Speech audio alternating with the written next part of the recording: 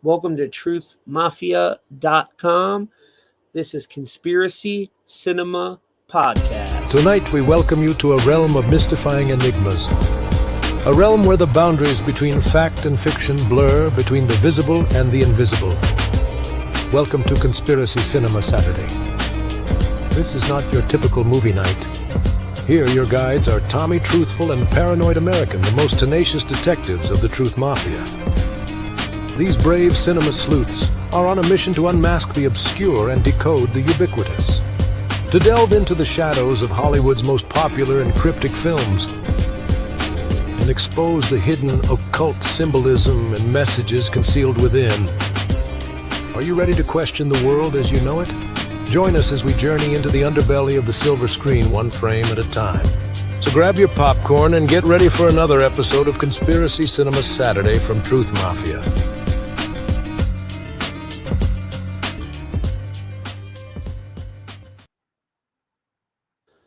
What's up, guys? This podcast is sponsored from Body Align, the energy wellness disc. The link is down in the description. Get the band. It's amazing. I use it every day. Link in the description, promo code DoeNut. So we're going to get into They Live today. Amazing podcast. We got a huge panel for you guys, too. A couple special guests. So let me reveal them. Ba-bam. There they are. What up, what up? What's up, guys? How y'all doing today? Very good. Man, I'm hyped for this movie, bro. This is like my top 10 movie easily. Yeah, you were really excited when I told you. And you know why I came up with it, Paranoid? Because me and DoeNut was supposed to do a podcast, but he was away for a while. And then he was really tired the other day. So I said, well, we'll just have you on Conspiracy Cinema Podcast and we'll do something that you already watched. And I thought, like, who hasn't seen They Live? You know what I mean? And then DoeNut watched it again last night. JayDreamerZ. A lot of people haven't seen it, actually, man. A lot of people haven't seen that movie. Yeah. That's crazy. Yeah, it's kind of swept to the side. On it. I totally decoded it. I think I lost something, though. You guys have any bubble gum? I'm here to kick ass and chew bubble gum. You know what? In the movie, there's actually a quick slide that I took a screenshot of. If you share this slide real quick, this is when he's reading the newspaper. Yeah, I got this one too. And what he's covering is how the schooling system is mind controlling the children where they can't eat bubble gum. So it was a sort of a priming to that famous scene. What? Yeah. Wow. I never caught that. That's a good catch, DoeNut. Dang, Well, yeah. Paranoid caught it, it sounds like. Yeah, I caught that one, and it's disarmament. And then when they show later on, we'll get into it, man. This movie is so dope.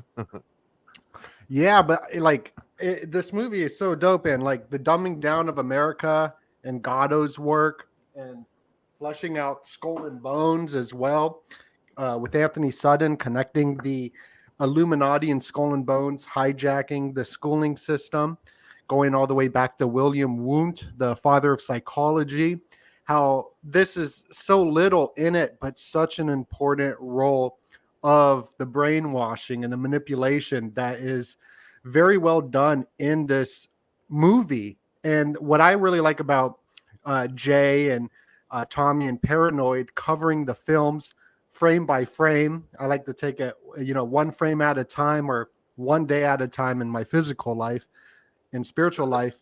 But anything shown like this shows how important each slide and each frame is, and the mixture of the subconscious with this imagery of art. It's speaking to our right brain. So movies like The Matrix or this movie is speaking to a level that you can't really elaborate with words sometimes because it's the subconscious mind. And this movie is a fantastic for any truther to watch. If anyone's wondering, it's if you look at the third column of the text there, like right next to the cop's elbow, it says right there that preparatory school has a new brand of rules. Chewing gum is out. If they insist on chewing gum, we have them do paper on the etymology of the word gum. And I wonder what the etymology of the word gum actually is. I bet you there's like a deep dive on that alone. I'm about to Oh, look that up right now. Yeah. check that out, DoeNut. You know, the That's etymology for alligator goes back to the illy or L, which I thought was interesting. Alligator. Gum. I'm doing it right now. Yeah, it's definitely very interesting, this movie, and it was like top at the box office, right? Paranoid American, and then they took it out all of a Yeah, sudden. this is a John Carpenter classic, and if you look, like a lot of the people that worked on this movie, especially in the production, it was like this and a few other John Carpenter movies, and that was it. So he ran with like a really, really tight crew in this. In fact, a lot of the people that were in production had small parts all throughout the movie. Wow, I never knew that. And he said, I just read a blog on it was recently. I think he it was they interviewed him in like 2019 or something, and he said it's more prevalent. It's more prevalent now than it ever was back then. Like the movie, you know what I mean? And so many people are looking it up, and it's definitely a classic, especially amongst the conspiracy community. I mean, if you haven't seen it, you guys don't know what you're missing. And I'm gonna just cut to the chase on my conclusion right now. Like, it's not even really a spoiler alert, but right where it says classroom disarmament, it's specifically talking about confiscating weapons from the pupils to defend themselves.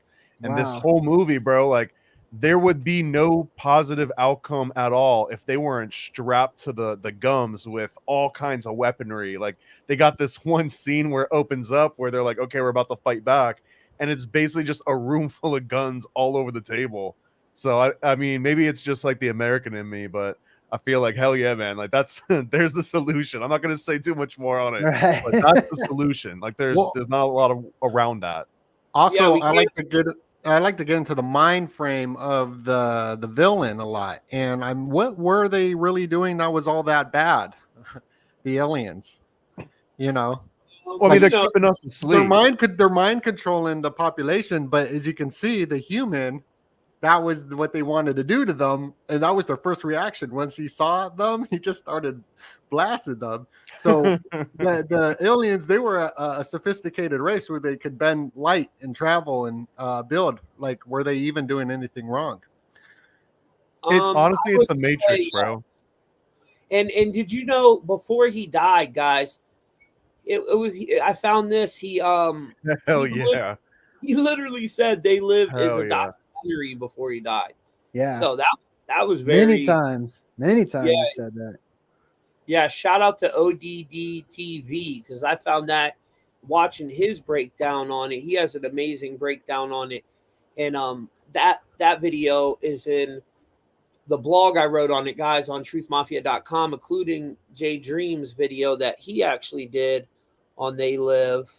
I didn't find that till after me and you made that thumbnail today, bro. And guys, how you like the thumbnail in the comments? Make sure you smash that like button too. We got almost 500 people in this live right now, and that's not even counting on Rumble. So shout out to Rumble. We love y'all over there too. Smash the like buttons. Yeah, and when this movie was released, it was coinciding with the elections, and from my understanding, the main star, Piper, was very America. He was very America, and kind of. Bro, he was a wrestler. He was like definitely America. And when you said that he starts blasting, right? He hits him with a clothesline because that's his crowd, bro. Like he was a professional, like and TV wrestler, right? Like Hulk Hogan style wrestler, and he was dope. But so the imagery though, with how this was released during the elections of the 80s, and who was that? Megan? I believe it was I forget who, but the connection to Obama in They Live, because Obama's poster that says hope was created by the guy who uses They Live Obey. His Shepard Fairey.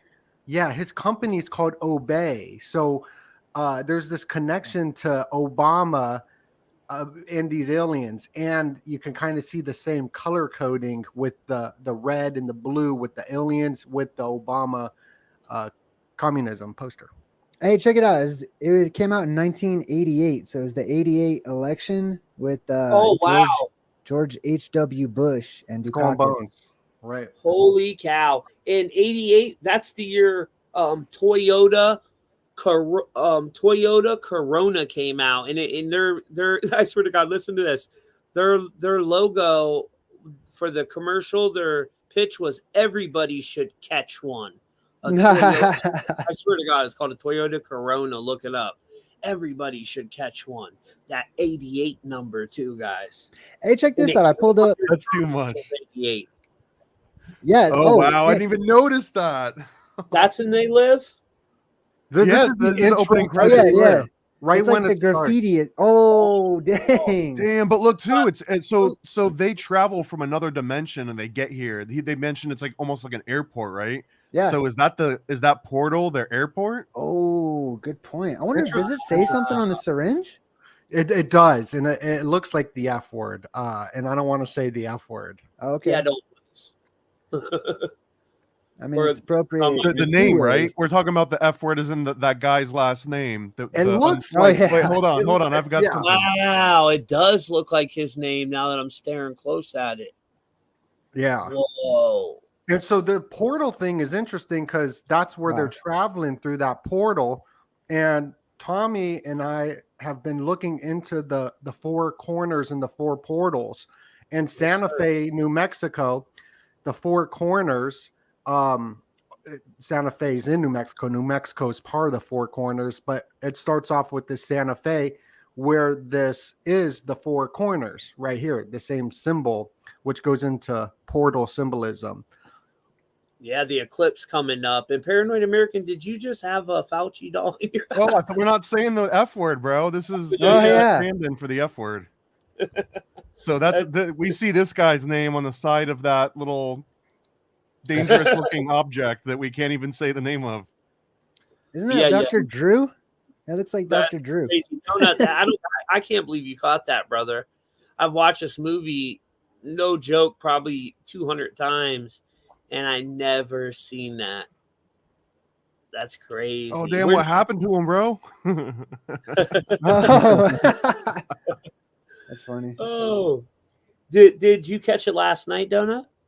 Yes. I played it last night, and I just started taking multiple pictures of stuff that people haven't looked into too much, because this is something that truth channels we always share, obey. We always share it. So I wanted to capture some of the imagery of stuff we don't see a lot of the time, and some of those things were the billboards, like, and looking up, what do these words mean that they're showing us?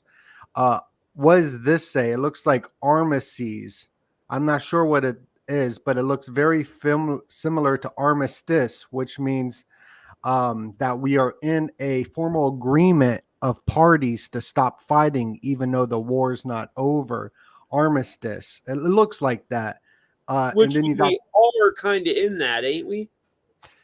Yeah, and that's kind of what the movie is based off of, is that there is this silent war that nobody knows they're going through the manipulation, through the brainwashing elements of either sound frequencies or visual light bending frequencies. Like this right here is the sexual subliminal messages of the water, of arousal being wet, which is in all the Mountain Dew, Coca-Cola, alcohol, cologne. They always showcase water because it is subliminal, subconscious to arousal, sex sells in a sense. So they're showing all this stuff in 88.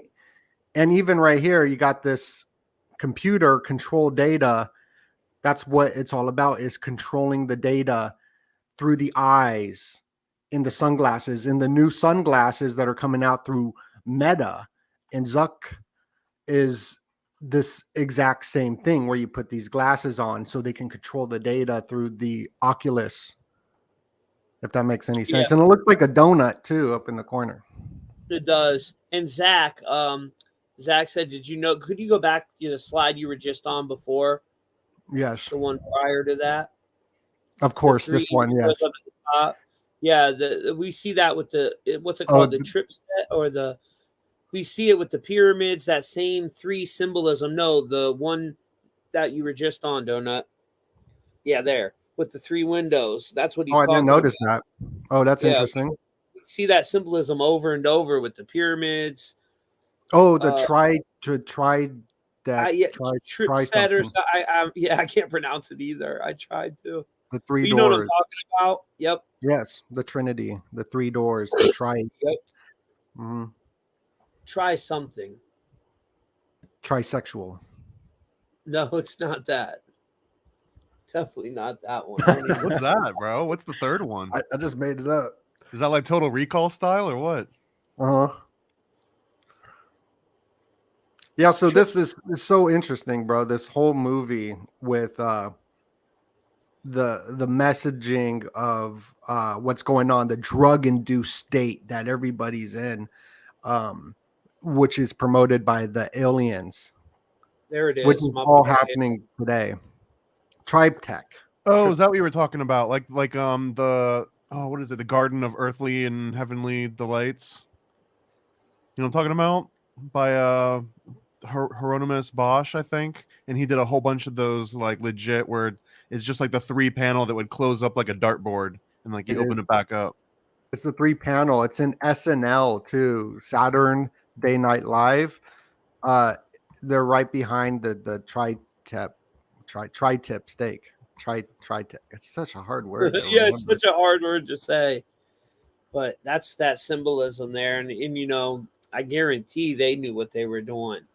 But right here, bro. If you wanna actually, before you share it, let me. I got some pretty crazy slides on it too, man. You guys know I'm gonna go into the numerology. If you pull up the Saturday Night Live one I just got open real quick, that's the 3 doors that are the 3 windows. That same symbolism. Yes. 100%. So I want to show a few things really quick, and then we'll pass it along. Let each one, Paranoid and Jay, do their little breakdowns. Let me start. I showed Jay some of these earlier. The connections kind of blew my mind because I didn't.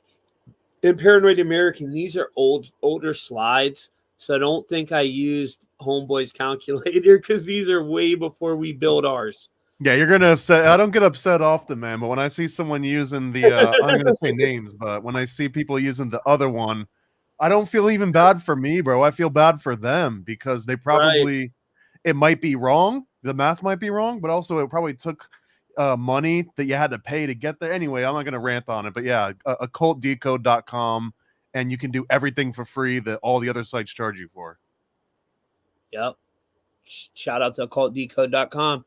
And you can follow the banned word on there. You can also use our calculator on truthmafia.com and truthfultv.com. Anyway, so we see this, the symbolism. And you know I'm a big fan of the Chaldean cipher. Now, this is a number me and DoeNut have talked about over and over again, the 72 number. You know, DoeNut, you always bring up the 72 bricks on the pyramid. We have the average human lifespan is 72 years. The average human heartbeat is 72 beats a minute. Harp's antenna, 72 foot tall. Like they love this number. There's 72 names of God, 72 demons of the Ars Gotha. And we see the Earth's pendulum, the beat of the Earth, 72 in Chaldean, matching the hijacking frequency, satellite wave emitter, resonating frequency, because we live in some type of simulation. That's what Cable 54 is all about. It's sending out a frequency that is keeping the masses in this state of hypnosis, what's pretty much really going on in reality, right? And then the puppet master is also 72, and that's matching element 54 X.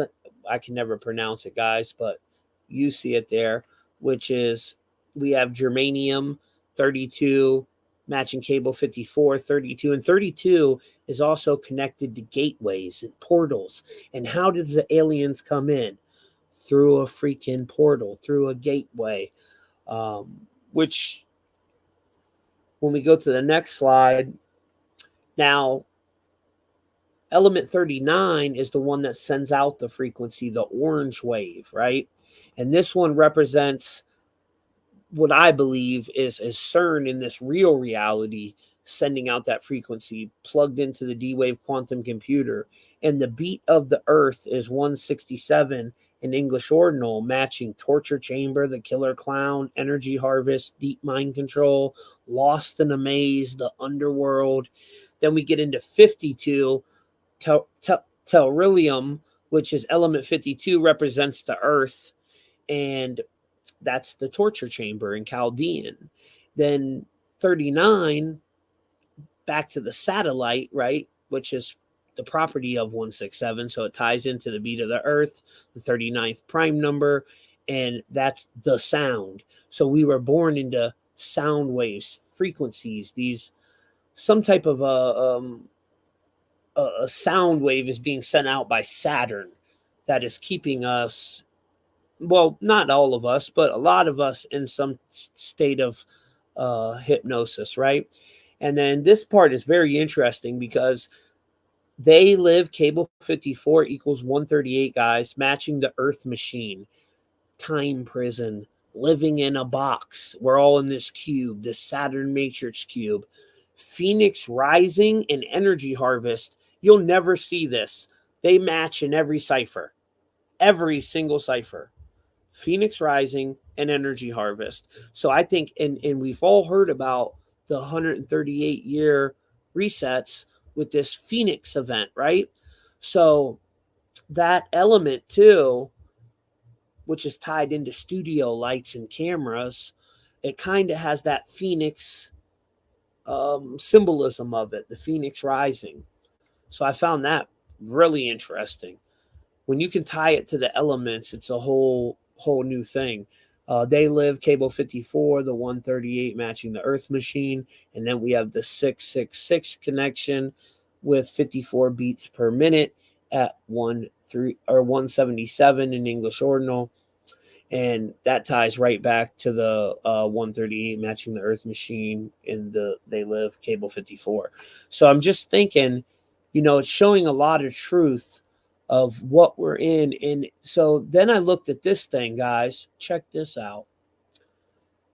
Let me pull up okay, here it is. These things right here, they're these things are like, they use them to hypnotize you or you match the rhythm of it, right? Well, yeah, I mean, also anyone that was trained, doing music growing up before the digital age, this is what you had on top of the piano to keep the beat. Yeah. And guess how many beats it is, dude? 54. I mean, it's adjustable. That's what that little weight on the front of it, depending on where you set that weight is where you set the BPM. Well, it says the slowly and gradually tuning to the 54 per minute, 54 beats per minute, shows you, this puts you in this easy state, like this relaxing state. The adagio. That's the time signature, basically. Yeah, so I found that interesting with whole cable 54, right? Like this thing puts you in some type of a settling thing, and it's at that 54 beat. And cable 54 in the movie They Live, guys, that was what the aliens controlled. They were sending out a frequency, keeping the masses asleep. And then we have this 118 number in English ordinal, which I'm going blind, guys, so I got to pull that up on here. Sorry, but boom. So 118 is the tuning. Hummingbird, the Matrix, the Twins, Long Waves, Wheel of Karma, the Script. Oh, and the Wheel of Karma matching 10. 10 is 10, which is the Wheel of Fortune. And the Wheel of Fortune represents the reincarnation cycle. Life, death, rebirth, life, death, rebirth, that same cycle, right? So 118 is also Hunger Games, Hell on Earth, God's Number, 56, and 56 is mind control. Incarnation 118, and obviously you guys know the Matrix is 118, right? So it's just very fascinating to me that that was tied to that machine and that certain frequency at that 54 beats, and just tied to They Live in channel 54. Blew my mind. But yeah, that's about what I had as far as the numerology goes. It gets much deeper on the blog, and I showed all the videos, guys, where I found some of this info. So they're all in the blog on truthmafia.com. There's this girl, she's like Spanish or something. Her thing's called Decoding the Matrix. And she's a smaller channel on YouTube, but she's phenomenal. She does gematria too, and she broke down They Live on a whole new level. Like, she was tying it to Chronos and CERN and all this stuff. It was very interesting. I put all that in the blog so you guys can check it out. But well, like, you bringing up time is super important to They Live, and I think you're onto something. It's so interesting because it's based off of 8:00 in the morning. That was the title of the original Ray Nelson short story, which was what this is based off of. So right there, you got 8 in the morning, o'clock, and that. And there's something interesting with the 54. If you want to share my screen real quick. which one, buddy? The left one. Yeah. So right here, 8:00 in the morning by this guy, Ray Nelson. Now, Studio 54, somebody said in the comment section, and I was like, oh my goodness, yeah, Studio 54, where they're pumping people full of the yay. And Jesuit Orders 54 too, bud. There you go. And Simon was released, and since we got Jay here, I always like to bring up Rupe, the Four Corners, right? We already started, the movie started off with the Four Corners symbolism, and Simon was released at Studio 54, and Studio 54 in They Live is mind controlling everybody. But the interesting thing is the guy who created the movie They Live, right? The Ray Nelson guy who wrote the short story, because these short stories, plays, movies have a huge effect on what is happening today through these old books. And the guy who pretty much came up with They Live concept also created the helicopter hat, which is, yeah. So the guy who came up with the idea They Live created the helicopter hat, which is the same color scheme as Rupe or, Simon, the video game. So I feel like there's some ancient technology, and I got some slides here that looks pretty. Now I understand what that's from, because I saw you post that earlier this week, and I was just like, "What's DoeNut getting into, bro? What did he buy on Amazon this time?" Well, when he reads new books, he gets into some new. That's what I love about DoeNut, because he'll go. He just goes flying by, the little hat spinning. Yeah. Like that Jetson kid. What's that, Elroy? Yeah, Elroy, and Inspector Gadget too, right? He had one of those. Oh yeah. Our last podcast, DoeNut had on a freaking, what was that hat? Crocodile. I got it Dundee. right here. Yeah, he was Crocodile Dundee in it. I loved it. But yeah, smash them likes, guys. We got about 600 people in this live, not counting Rumble, and that's streaming to a lot of platforms. DoeNut's Facebook, my Facebooks, both our Twitters, and my big YouTube. So thank you, guys. Hit that like button, please. What did this person say about frequencies? When learning music, I always wonder specifically why it was a 440 hertz tuning in band and composition music. They changed that frequency too, Nate. It used to be 432. I can answer part of that. So 440. So first of all, there was like not a global standard for the longest time. So if you were traveling, especially in Europe, you're going from like France to Germany to England, Spain, and like you kept doing that circuit. Every time you'd go to a new location, you might have to tune your instrument again, depending on what like the house band and like the house orchestra was tuned to. Like they weren't all going to tune to you, you were going to tune to them. And it became this whole pain in the ass where like you're constantly retuning your instrument all the time, and you might not be in tune. So long story short, they established 440 as a standard along with 432, and there was a huge battle between these two. You can go into Germany, and there's a guy named Lyndon LaRoche in America who was like big in conspiracy theories, and for whatever reason it gets real big in the conspiracy world, the 440 versus 432. The short answer is that it's easy to tune instruments to 440 hertz, but the human vocal cords and singing, it's irritating. Like it's really hard to maintain a tune at 440 from like an organic perspective, and that's why all these these cymatics, you end up seeing like this like pattern, like a smoother looking pattern or more like aesthetically pleasing pattern at 432 versus 440, right, which is more chaotic. And imagine that vibration that's chaotic is happening in the back of your throat physically, right? So if you're singing for hours and hours, that chaos in the back of your throat, so she said, would actually make it so that you would hurt after a while, like your throat would start to hurt. So all the opera singers were on one end and they were like fighting for 432. And then all of the people that were into just like tuning instruments were all on like team 440. And World War II happened. And long story short, there is 441 as the course of 440 versus 432. And 440 probably has something to do because our body is over 70% water, and water is affected by these frequencies and sound waves. So, I mean, it's a chaotic frequency. Of course, it's going to affect us. And it's good for synthetic music. Like if you have like a digital synthesizer, that's where 440 really comes into play, because the math is so much more clean when it comes to like artificial sounding music. But again, when you try to translate that into the organic world, it causes chaos. So like one is organic and the other one's artificial. It's kind of the difference between the two. Well, and that makes so much sense because everything they're doing since the 50s has been slowly merging us from organic to artificial. Our foods, GMOs, everything. It's like they're building some type of an artificial, a simulation within a simulation. It's kind of crazy. And then we're about to jump into like the VR world, right? So then we'll be in another simulation within a simulation within a simulation.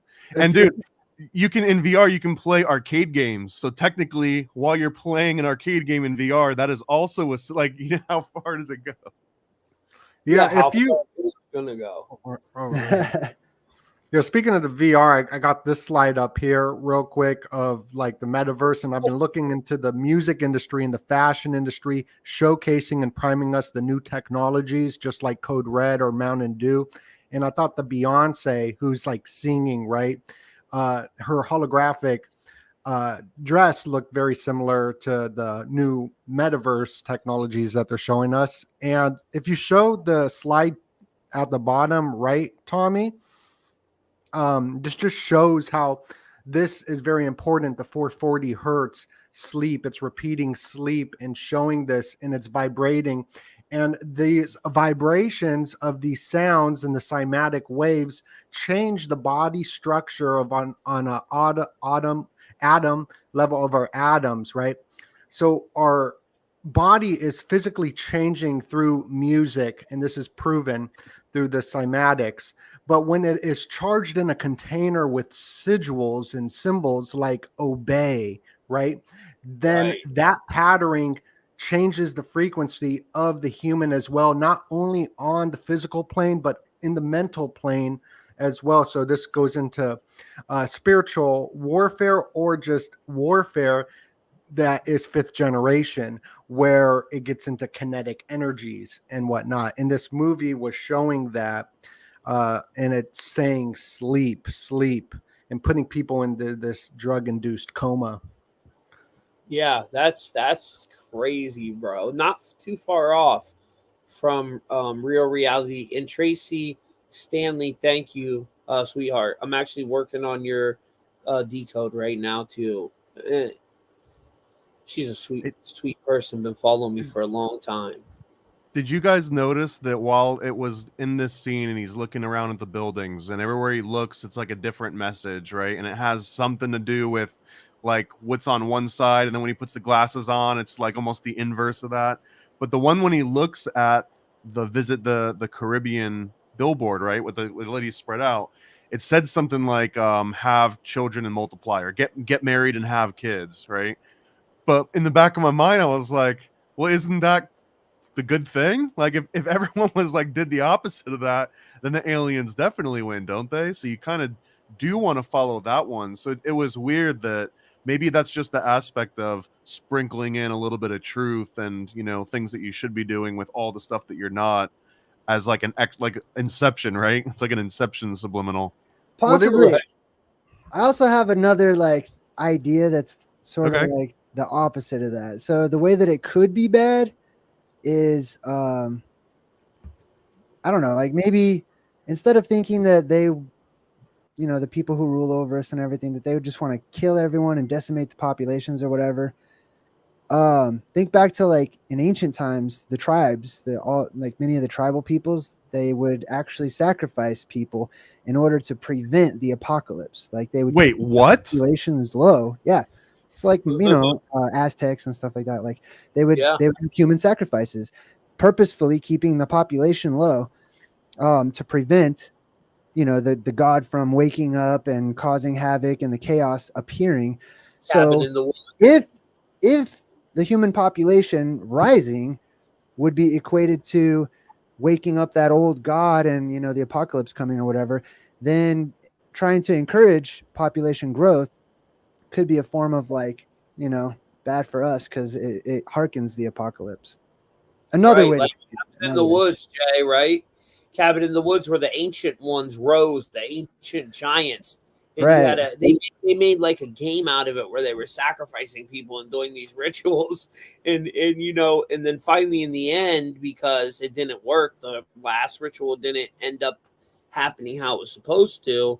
Right. They rose and they were huge. When we interviewed Logan, he kind of got into that a little bit about these ancient giants that live below us, and they could be the ones that we're trying to keep at bay, you know, through these type of rituals that you're speaking of. And why don't you talk a little bit about what me and you was talking about earlier, how there's probably these two sides of the Illuminati, because that's a really interesting theory, and it has to be that way because if you got darkness, you got light. If you got positive, you got negative. So, I mean, we're in a reality of duality. You know what I'm saying? Yeah, right. So like we were talking about earlier, it wasn't one of my more popular videos or concepts, you know, because for a long time, anyone that's like a truth seeker, we're almost conditioned to just, you know, hate anything that it looks like it's hidden in plain sight and just label it evil or whatever. And just to think that there's only bad guys out there who are keeping secrets from us and that those people don't have our best interest at heart. But what if there's a flip side to that coin, and there are the illuminated ones who do have your best interest at heart, and that they try to help out, but they don't want to force their help upon people, unlike the bad side who does, you know, try to force it or whatever, and that they're like trying to drop little hints and breadcrumbs and stuff like that, purposefully trying to help out, but not trying to like take over or force themselves or anything, but just simply to play that role and to be there. You know, whenever the student is ready, the teacher appears, kind of a thing. Oh, and also too, I looked up so that Simon, Doe-Nut, I looked up the word, the etymology of Simon, and it's a Hebrew, and it comes from Simeon, which comes from Shema, which means to listen. So Shimeon would be somebody who listens, or of those who listen, or like, you know, so it gets back to frequency and sound. And of course with Simon, you listen and you copy, right? You listen and you obey, you repeat it or whatever. Wow. So I thought that was pretty interesting. That is interesting. I didn't know where that word came from, and I was trying to figure it out. Let me show you guys something that Jay showed me earlier real quick about that Simon game you're showing, Doe-Nut. He gave me this website. It's pretty fascinating, so I saved it. Oh yeah, this is really cool. Yeah, check this out. So DoeNut, this is like that Four Corners, the Simon game, right? Oh, I And- remember this, dude. I love this. Yeah, that's the Yeah. Mercator Arctic map. Look at this. So And this that's website, they superimpose the Mercator map on top of the modern map so that you can see, you know, Oh, the where it modern would map. be? Yeah. So on the Yeah. modern map, nothing. There's just nothing there. Okay. And then the Mercator map, you can change the transparency at the bottom and it'll come into view.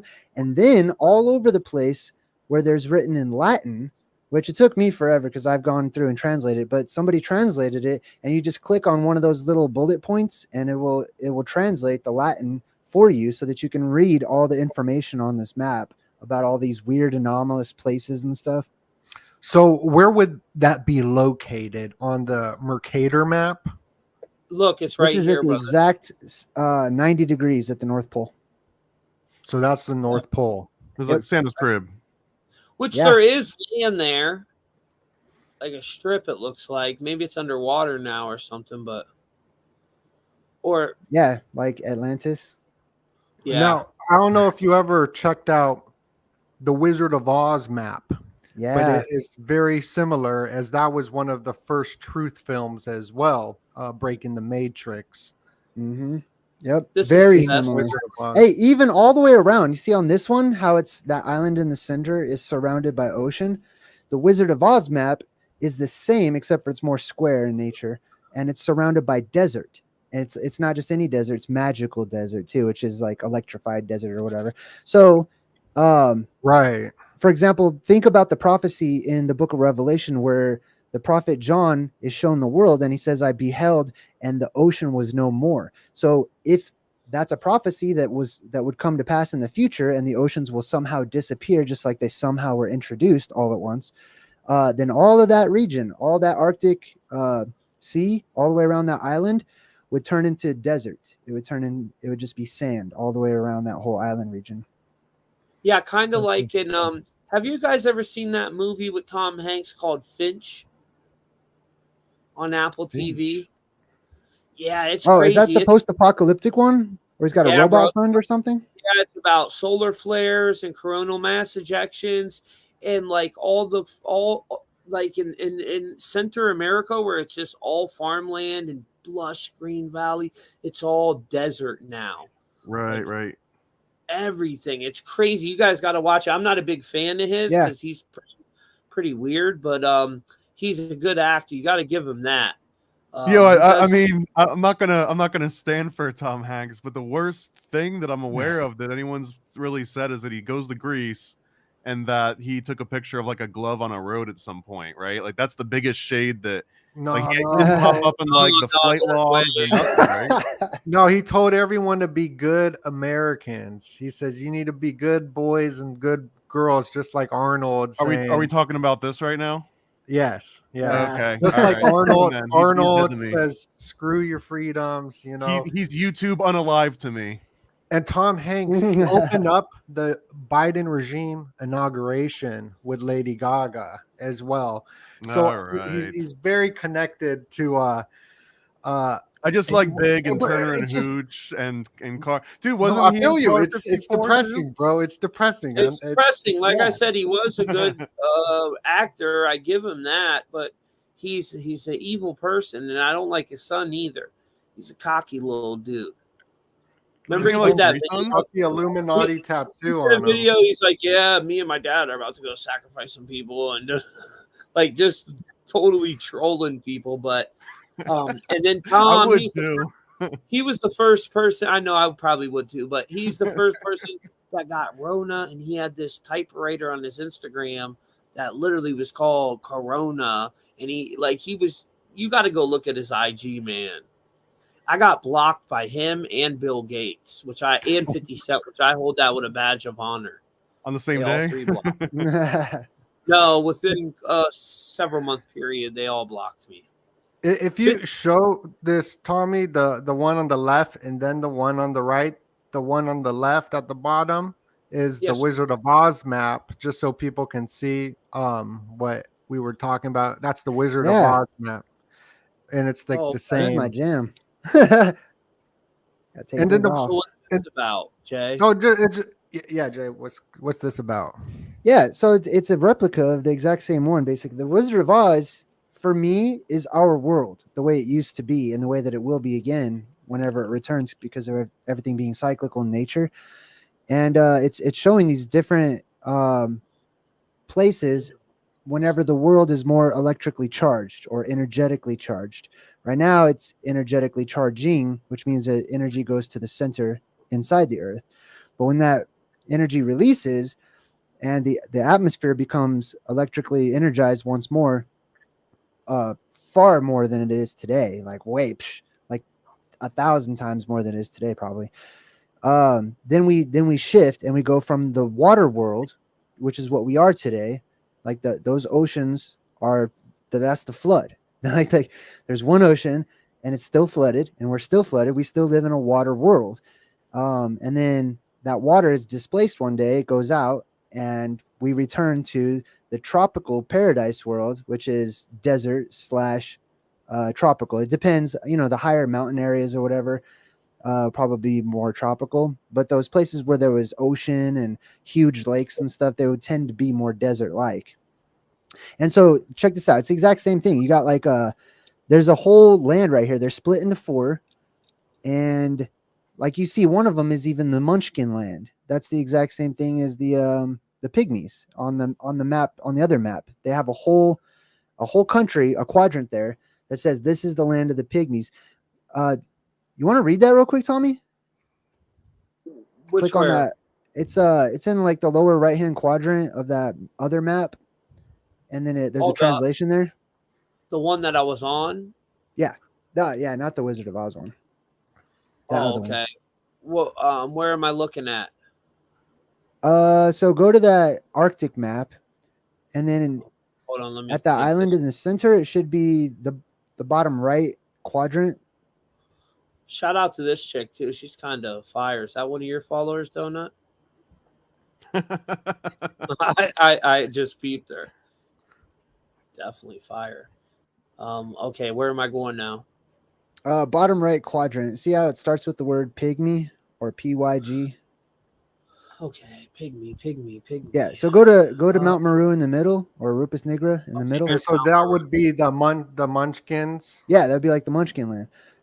Right and here. Click on that. What's the similarities to both of them? Because I don't know anything about the Pygmies, Connor. Okay. So check this out. The Pygmies were a legendary tribe of humans or humanoid beings that were said to be miniature versions of what we are right now, only growing to a maximum of about 2 feet tall. I mean, it depends, there's variations of the stories and stuff, but they were so small that they were known to go to war against local gigantic birds, specifically storks, ibises, things like that in the area, the herons and stuff like that. And they would fight against them, which I believe is where we get this whole, like, the stork delivers the baby, which is like a small person, basically. That's wild. Type of a thing, you know what I mean? But they're small people, basically, not like midgets or whatever, like how they used in the Wizard of Oz or whatever. But yeah, those, I always thought it was type. like the way we think of Nephilim, like we would have been their Nephilim. Right? Yeah, totally. It's also reflected in Willy Wonka's Chocolate Factory, right? They were pygmies in the original book too. Oh, really? Oh, really? I didn't know Yeah, that.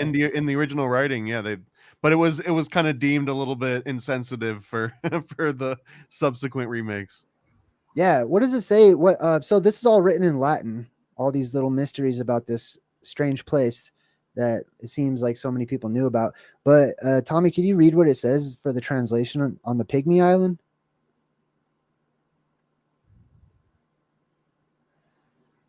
I can't hear you, bro, if you're on.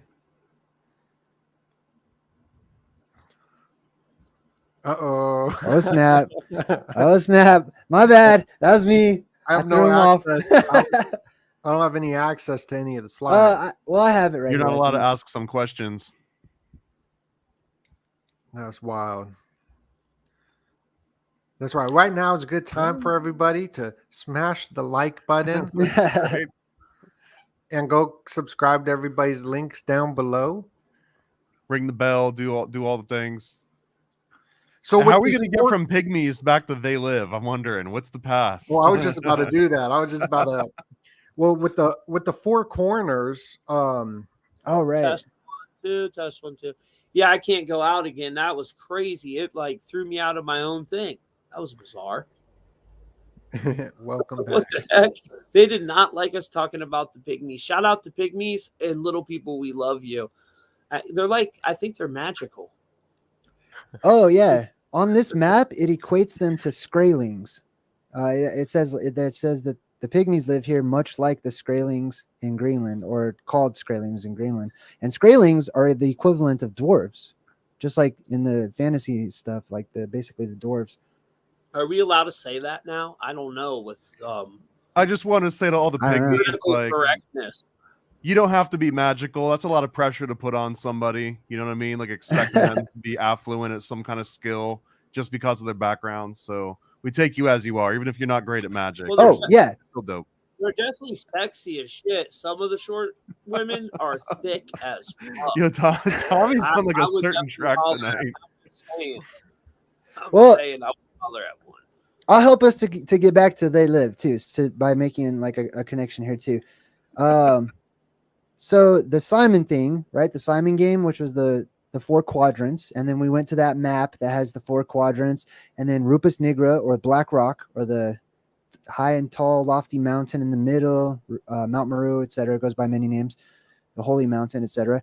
And then remember, Simon, we were saying, means to listen, or those specifically who listen, right? So the listeners or whatever, people who are tuning in, basically. And so the Black Rock is said, if this world acts as like a magnet, because we know the Earth has electromagnetic properties to it, right? And if it acts like a magnet, then it's putting out a frequency, acting as like that tower at the top of They Live, on the top of that radio station or whatever. It's putting out a frequency. I think a lot of us are familiar with like the Schumann resonance and stuff like that, right? But that's what that Black Rock is it's a frequency emitter, and it's sort of something that calls out too. Sort of calls out and puts out this frequency, which is a possibility of how all of Noah's animals were able to all go to the same spot to like survive this apocalyptic event. And they just all knew, you know what I mean? Like without just saying, chalking it up to like God just told them all or whatever, but they all tuned into this exact same frequency, and they migrated to this one spot of safety, which would be the eye of the storm. And we got the cell phone text about to happen on 10-4. And somebody just wrote that. Rhonda wrote that at the same time I said that. That was cool. Yep. And we decoded that the other day. Whew. I don't know, man. All I know is this, guys. I like them glasses. Them are fire. Everyone had glasses on, so these are the They Live glasses. Nice. Listen, everybody keeps asking me, Tommy, what should we do on 10-4? Well, this is what I'm doing. I'm leaving my phone at home, my computer at home, and me and my kids are going camping for the weekend. I'll be back to see what happened to society. And if I hear people are out here biting people and shit, I ain't coming back. You know do you know what that reminds me of too? What was that movie with The Cell? The Cell. How'd you know I was gonna say that? That's perfect. Because the fabulous movie, and then you got Lloyd Kaufman from the Toxic Avenger in the beginning. It's like my favorite director as a kid, and what a scary movie, because that's what happens in The Cell. Yeah. They get a text message type of alert, and then everyone turns to zombies. Yeah. Yeah, exactly. And on top of that, not only do they turn into zombies, but they all migrate to one particular place, and they all start walking around it like it's the cobblestone, the Black Rock, right? Yep. And they're all like walking around it, and they, in their minds, they don't even think they're there. It's like they're in a simulation in their minds or something. The animals were just doing that. Remember, guys? A couple back, like 6 months ago, 2022, DoeNut. Remember we covered that? All the animals were walking in circles. You put the cell phone near the animals. Don't know if it's fake or not, because a lot of things can be faked. But then the ants would circle around it. But that's real. That's called. I think it's called a death spiral. It is, and it's real in nature with fish. Fish do it to protect them when they're in danger. Deer do it as well. Is that why I walk around the house when I'm on an important call and I'm freaking out? You walk in circles. You know what I'm talking about? I'd be walking in circles. Yeah, if you go to a concert, you mosh pit organically in a circle. Mm-hmm. Yeah, it's pretty Unless crazy. you're into like ska, and then you don't. Then you just stay in one spot and skip. Yeah, and that video I did on my Instagram on that cell, and this is before it started getting popular. Now everybody's talking about it. That shit went viral too. So we'll see what happens on 10/4. You know, I'm Well, excited. dude, the 10/4 October coming up tomorrow, right? On 10/3, there's a Ketu Mars conjunction, which brings the collapse of certain markets in the. It's like a trade. It's not everything collapsing. Like it's one Right. market collapsing and another going up, sort of. That's happening on 10/3, right before 10/4, and then you got Friday the 13th, right? And then you got Yale And then 322 the day celebration. October 13th, today I keep seeing in the decodes, which October 13th I found out that's the day they burnt that Knights Templar dude. Yeah, Yeah, on Dr. October Malay. 13th. Yeah. Yeah, And so that's where you get that's the day, that's Malay. that's the day before the eclipse. That shit, we've been discussing that for over a year and a half now. We was talking about that shit back in when me and DoeNut first started podcasting. Because remember when I was always talking about the eclipses, and then I asked DoeNut if he lived close to the Four Corners area, because I told him in 2023 there'd be an eclipse coming over there. And then we looked at Public Enemy's album, What You Gonna Do When the Grid Goes Down, which it's right in the Four Corners, right, DoeNut? Yes, a lot of predictive programming for Four Corners, the new Asteroid City movie, Public Enemy, a lot of stuff pointing to Four Corners. It's the Four Corner symbolism. There's this interesting slide of They Lived I wanted to show real quick. Yeah, go ahead. And Kingsman, if you guys haven't seen my Kingsman decode, it's on my old channel, Tommy Truthful, but check it out because that's what happens in that movie too. They send out a frequency and everybody just starts beating the shit out of each other, bro. And Being Justified, I ended up interviewing him, DoeNut Marco from beingjustified.com. He has a theory that they tested it out, that frequency over in what that genocide that took place in Rwanda. He thinks they tested that technology out over there. I believe that. Yeah, he has a crazy connection to it. It's pretty interesting, actually. Well, like we were saying before about like music and how it can change you so easily. Like I mean, it can soothe you, but it can also do the exact opposite. Remember the Abu Ghraib where they were doing like all the torturing and stuff.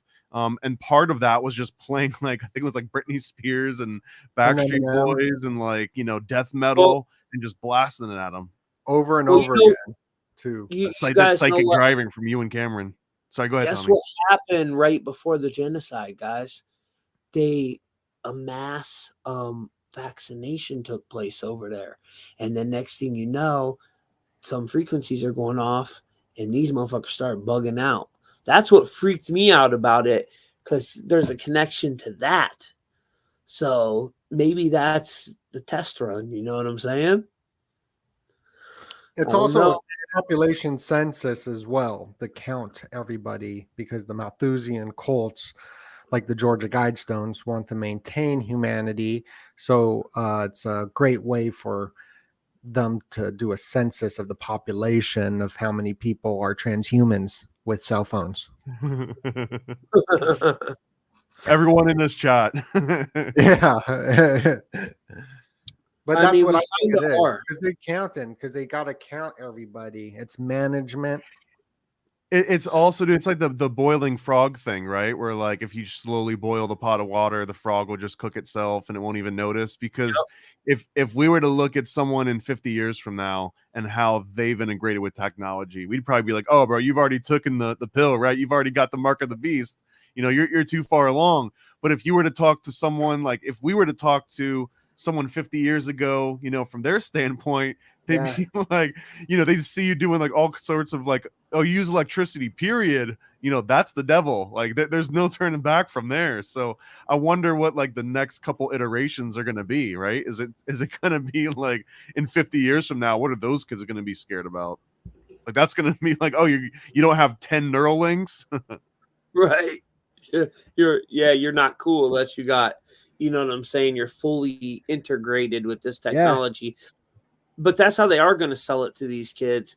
You're going to be able to jump higher, live longer. I think sports, bro. There's no way they'll do it without professional sports buying into it first. And I think that there's going to be this like divide where there'll be like the human cyborg league and then like the all human league.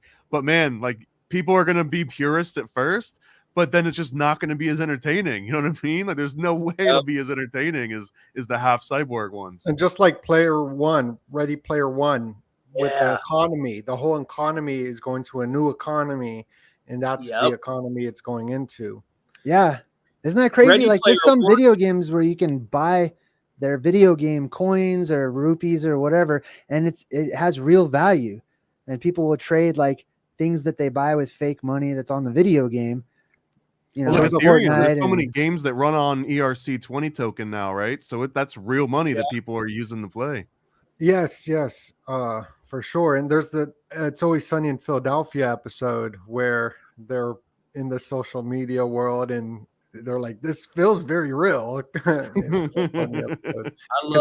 They're making fun of them on the internet, and he's all like, my anger feels very real. This is very, very real. Yeah, Charlie's my dude on there. It's Always Sunny is like straight connected. Like it's my favorite show, but Charlie being the Mountain Dew commercials, I would love to see a breakdown of the Nightman comic. Dayman versus the Nightman. I love that song he sings. And also the Taft family's in it. The Taft family is Skull and Bones. Yeah. What do you mean the Taft family's in it? So there's an episode where Mac and Dee get in a car accident with a rich, powerful family called the Taft family. Okay. And they start dating them. It's Charlie and Dee, I mean.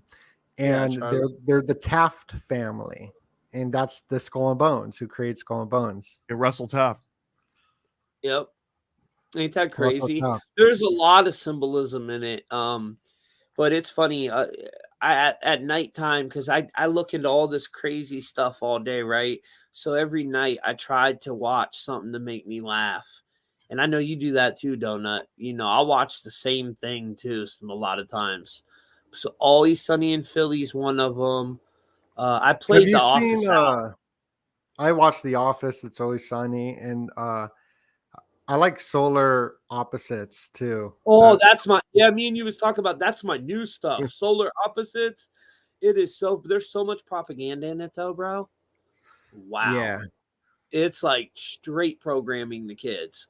But that's what it's there for, man. Why do you think it got funded? There's another new one too, guys. I forget what it's called. It's something, has a Greek name. It just came out. There's only one episode of it. It's an adult cartoon. It is so graphic. Oh man, what is the name of it? I'll have to look, because I meant to keep track of it. I wanted to tell you guys about this. It just came out the other day too. Let me look over here, see if I can find it. Oh, Saul X is out now on fmovies.to. Shout out to F Movies for all the free movies. And they just got caught for sharing free movies, didn't they, Paranoid America? They just changed the domain name. They keep hopping servers to different countries. Yeah, I love them. I support their movement. Shout out to F Movies. You just better use Brave if you're going to that site. Otherwise, you're going to walk away with like 80 new programs installed. Yeah. Don't go on. I always tell my people that. I said, dude, never go on. I Brave has been giving me pop-ups now with F Movies. I've been using Opria. That's what we're on right now, guys, Opria. Because Microsoft, if you use Microsoft, it's over. They're doing all kinds of crazy shit to you. I used to be a diehard Braver, but now it's Opria. If you share the slide on my slide right here, All X. this We got to do this that one next, guys. this is an interesting scene that I don't think anybody's really brought up. This is when he's discovering that the brainwashing's happening with the glasses, and behind him there's an Edgar Casey book on ESP, which I think was interesting. And you also got the Bermuda Triangle in the background. It says "Let TV teach you" on the right with golf, and underneath it's money. But Edgar Casey's also very important, and it's very highlighted right there in it. Wow, that's crazy. Let Oh, we TV love teach you too. Thank you, guys. And I And can't help but notice that the ESP book is right next to his head, which just feels like it's not a coincidence. two of a kind, the music stranger. There's donuts. Strangles. The music Oh, strangles. strangle. I thought it said stranger. I'm going blind. Let me share the screen real quick. I gotta show these people something because they want to learn how to watch movies free, and I'm all about teaching them that. So the magazine over his shoulder too. It said "Let the TV teach you." Did you notice that? Yeah, it's funny. And it says golf, and like that's what like everybody it's like you're awarded. Now you can go play golf. Like So look, guys, you got to be on the Opria search engine. You can use Brave. Probably might not get pop-ups, but I like Opria. And look what's out, guys. Saw X. This is called fmovies. This is fmovies.co. You could type in fmovies.to, and it'll pull up its new domain name, but it doesn't really matter which one you use. Saw X is out, and The Creator's out. That's what I'm watching tonight, guys. The Creator. This is supposed to be so phenomenal. Jay, have you heard of this one yet, brother? The Creator? I don't think so. Yeah. Oh, dude, you gotta watch it. And this one's crazy too, Jay. It's all about them getting powers. So it just Gen reminds. V's the sequel to Boys. Yep, it is, and it's crazy, brother. Hey, Paranoid, did you watch the new episode of The Changeling yet? Nah, dude, I do them like the day before, man. Bro, the new one is going to blow your mind because it shows us where the girl went the whole time. It's fascinating. But yeah, guys, this is how I watch all these movies for free. I don't believe in paying for them. You know what I'm saying? Any movie that's out in the movie theaters over here, any movie on any streaming platform is over here. That's how I watch them. You know what I'm saying? Now, you can't share them on your website, though, because I did that before and they took my damn website for a whole day. So I learned not to do that anymore. I got another slide, Tommy, that I want to show on this. I'm not sure if anybody has seen this one yet, but it goes into the 93. Okay, I'll be right back over there. I want to show something real quick. And guys, if you don't know where my social media platforms are, over on truthmafia.com, you'll see we got this new section pinned at the top. So I can premiere like the new video I just did with Steve on the 5Gs up there, and you'll see it cycles through. Watch. Then boom, you click on that one. It has all my social media links. This video that we're doing tonight, I'll probably put it up there, but you can find all my social media platforms right there. Little breakdown on there's all my people there. Ani, Paranoid American, Logan, JayDreamerZ, the whole crew, you know what I'm saying? And then DoeNut's new videos over here too. This one, pretty good one. He did a good job in that one. And the Tupac one I just decoded, which I'm going to come back to that in a second after DoeNut shows this. So I got to show you all something on this. Which one, DoeNut? Left or right? The right one. This goes into the 93. And 93. Oh, so right there, that shows the. Oh, that's good. This will roll right into Tupac.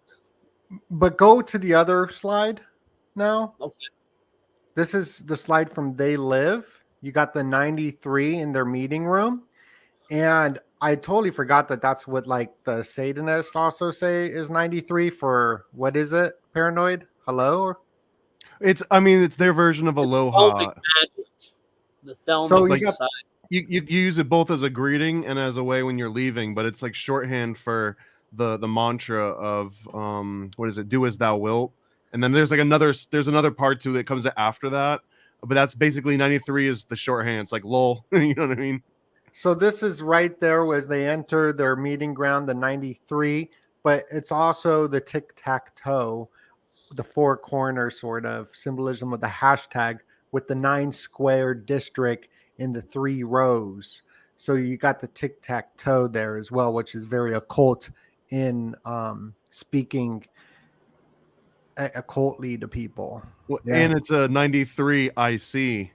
And the glasses let you see all of this. And I can't, again, going back to like the American firepower, look where the muzzle of that gun's pointed. It's right at the 93. So maybe there's like some foreshadowing. If you add it all up, it's 15, which the tic-tac-toe makes all 15s. And there's the 15 juniors or seniors of Skull and Bones members as well.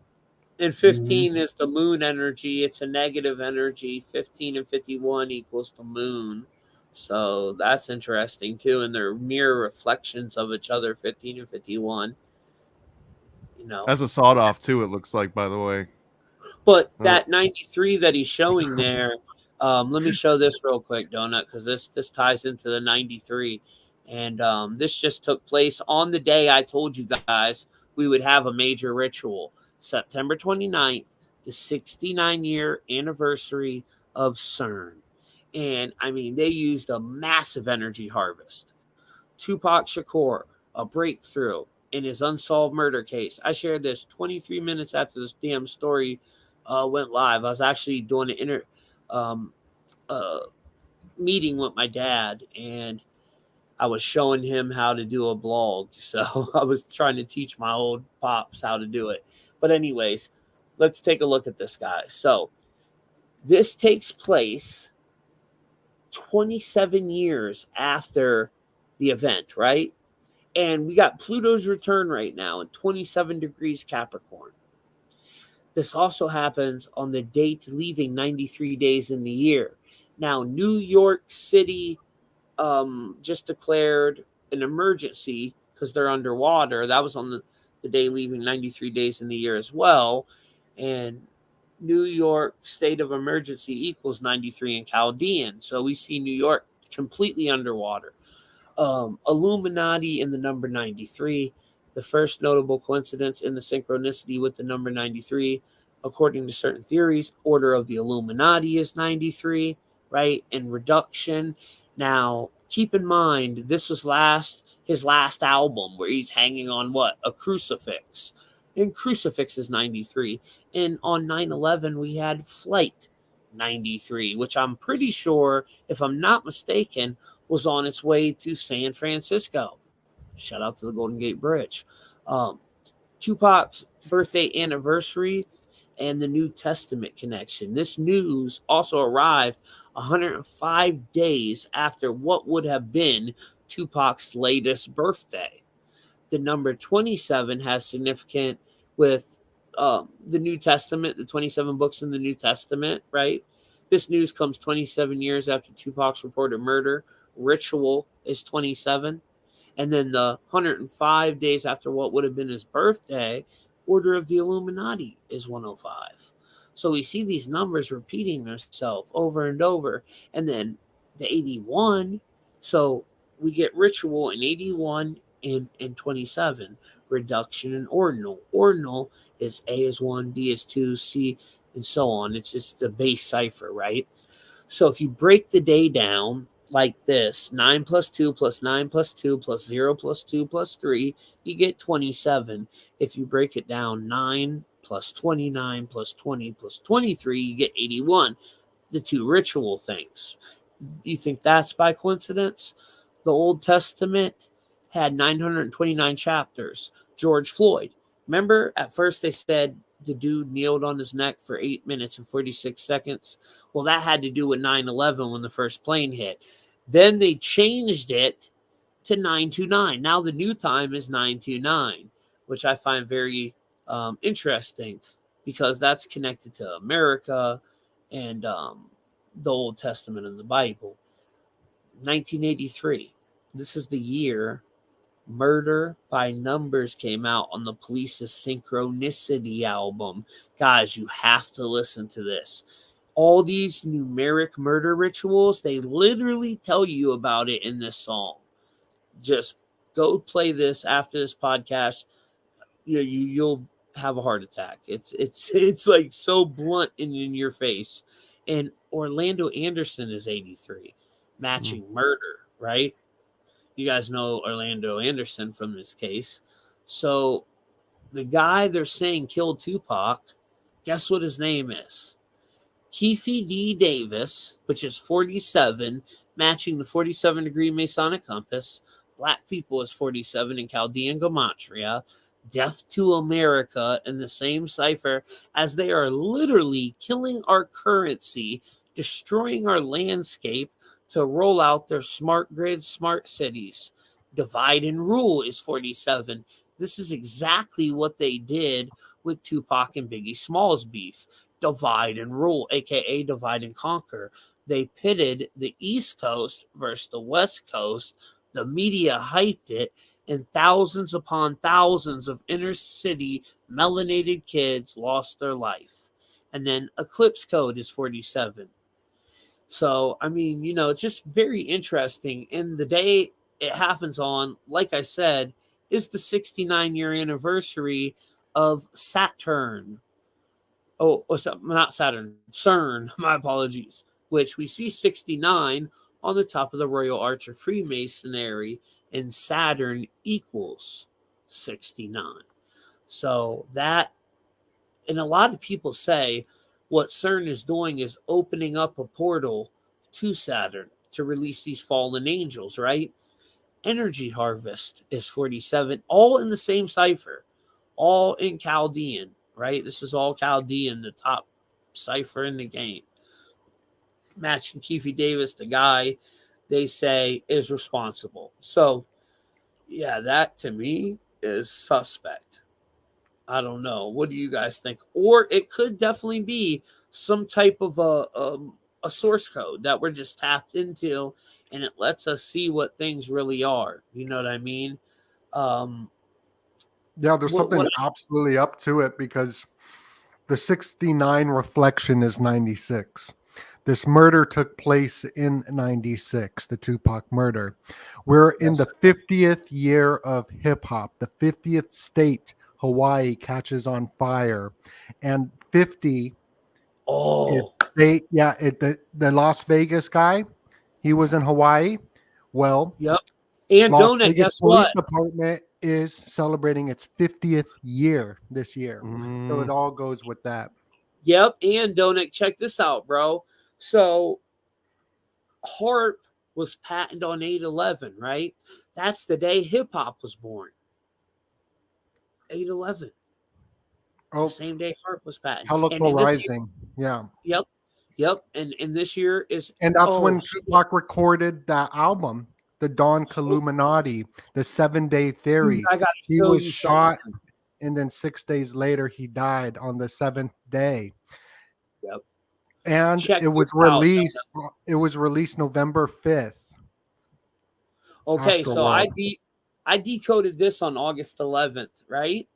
And first of all, I can show you guys where on August 1st I said there was going to be a ritual on 8/8 when the Angus Cloud. Just type in Angus Cloud and read my blog and video I did on it, and it'll blow your mind, because I literally predicted the event that happened on 8/8. And not only did I predict that, check out what else I predicted. Right here, get ready for earthquakes soon. And I was breaking down Taylor Swift's thing, right? So here's the 6.9 again, the magnitude 6.9 earthquake, October 17th of 1989, tied into her 89 album. And check this out, DoeNut. The day all this pops off, the number one trending story in the world on 8/9 was Hawaii, everywhere, right? And SIRIUS helical rising was at exactly 38 degrees that day. Okay, well, fire equals 38. And the fires broke out 38 days after Tiffany Gomez flipped out on the plane. Sirius the dog star 923. This is that 923 day, guys. No Cyrus code, right? Which something did happen on that day. I believe they opened some portals on that day, but I told you guys we wouldn't see the major event on September 23rd of this year. It's going to be the September 23rd of 2026. That's where all the numbers line up to. But significant events did take place that day. The numerical algorithm of God is 923. The angel of destruction 923. China fired nukes at LA, USA 923, which is coming. I'm telling you right now, it's coming. And let me show you all this real quick. This 38 connection with that. What's her name? Tiffany. Where are you at? Right here she is. Here's little Tiffany. This one. Remember her? She's like, you ain't. What'd she say on that plane? She has her own YouTube now, her own website. She's making it work. Oh, she's balling out. It was funny too because it was like she disappeared and no one knew where she was, and then she just popped out of nowhere with a brand new website, all new social media, like a whole like PR package behind it. Yep, yeah, and that's what her job was. She was a marketing executive. Right, DoeNut. And then people are like, oh, Tommy, this means Georgia. It doesn't matter what football team it is. It's a symbol for the Freemasons. Green Bay, I thought. Yeah, Georgia, Green Bay. Who gives a shit? It's a G. You know what I'm saying? As she's going as above, so below. That picture is completely freaking staged. That whole event was staged. And remember, it all tied into Crowley. Tiffany Gomez is 46 and Chaldean, matching Aleister Crowley. Exit the Matrix, Fires on Hawaii is 46. And again, it came 38 days after she flipped out on the plane. On National UFO Day. Yeah, this is when it was trending, the number one story in the world on August 9th. It's also 38 days if you exclude the end date or if you include the end date. So either way, it comes out to 38 days, August 8th and August 9th. One without the end date and one with the end date. You get what I'm saying? And then Fire's 38. See, here's August 8th, including the end date. It's the same equation as August 9th, excluding the end date. Some people don't have. And guys, look, there's that 141, 10.41% of the year. Now, where do we just see that, guys? With the damn 5G, with the phones. Look at this, DoeNut. They're frying us, bro. So Apple bans their phones. Well, they should have banned their phones. They sent out a new update. And cell is 322, the skull and bone number. But check this out. There's that 141 code. And so they're hitting us with 5.74 watts per kilogram. And the agency recently tested 141 cell phones, right? And found that when iPhone 12 is held in the hand or carried in the pocket, the levels of electromagnetic energy absorbed is 5.74 watts per kilogram or higher. That is crazy and way above what it's supposed to be. Which Demonics 141, Biochip 141, and then 574 watts per kilogram is 303. And when did Code Red happen, Rona? In the 330 anniversary year of modern day Freemasonry. That's when. And I included DoeNut's little video down there. Shout out to little DoeNut. But yeah, it's so crazy, man, when you see the connections with the numbers and stuff. It literally blows my mind. And before we get back, I gotta do this before I forget. Hold on. TV. This is our social media site, guys. You can come over here, share information with like-minded people. Me and Paranoid American, we have our Conspiracy Cinema page over here. We're building a website for Conspiracy Cinema Podcast when we get some more time. But you can also we got the name, we got everything locked down. We just need more hours in the day. That's it. Yeah. If anyone unfortunately. can hit up the Patreon and just donate hours of time, that would be dope. Or you can do some work for us. But all of our stuff is over here. So you can check out like every one of our decodes on this page. It's pretty cool. Like all of it. You scroll down here, that's showing my social media. That's tapped into my Facebook page. And then it has all the links, and you keep going down because, I thought more videos are down there. Oh, that's on the phone version. On the phone version, it shows more videos down there. I'm sorry. And then the link in the description, guys, is for the Diamond membership. This is the one that you get your free gematria reading. I look into your life path number, your birth cards, your destiny card. Doenut's the Queen of Spades. I'm the Ten of Diamonds. Our cards are sister cards. That's why we're best buddies, me and little Doe-Nut. And it's really easy. You just put your email in there, and you can check out as a guest. So Truthful TV at proton.me. Let me copy and paste that because I'll need it again. And this gets you access to all of our members only stuff on truthfultv.com, like when me and Doe-Nut do our videos, or you can get it on Doe-Nut's Patreon as well. You know what I mean? Don't make me do this shit. I just hit them all. I like it when you get it right and the AI tells you that you're wrong. Oh, I know. I always feel like it's messing with you on purpose. Like it knows that it's right. Yeah, it is. And this breaks it down, guys. It tells you everything you need. It tells you what you'll get for your reading, the whole thing. We show you what you are within the simulation. There's different characters, guys. You got a non-player character. They're walking around. These are fill-ins. No souls, right? Them are probably 90% of the people around us. Then you got a first-player character. Now, how you can tell these different characters... Doe-Nut, what's your life path number? 9, right? I don't know. Yeah, I think you're a life path 9 because you're the Moon and Hermit card, which is the 9th and 18th card. So yeah, you're the 9. I remember and that's crazy because you always talk about the number 9 too with the Knights Templars. So that shows Doe-Nut has a soul. I've done Paranoid Americans. When your birth I have card, a soul. Yeah, you do.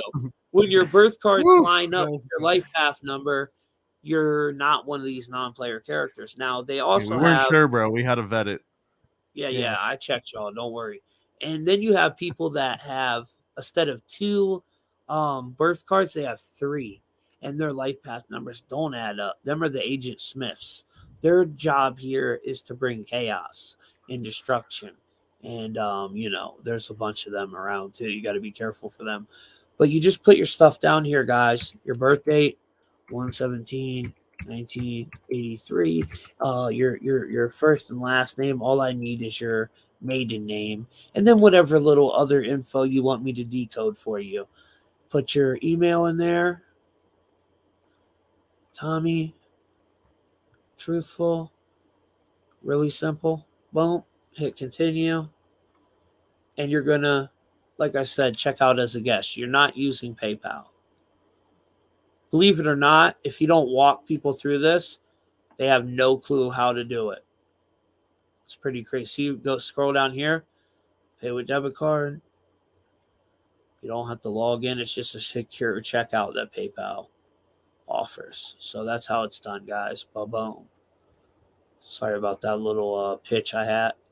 Got to plug a little. How long are we into it? Damn, we still got 600 people in this live. And guys, with the readings, I'm running right about 6 days behind. So say your appointment was today. You'll probably get it next week on the same day because it takes me a while. I'm so booked. I'm usually booked like a month out. It's crazy.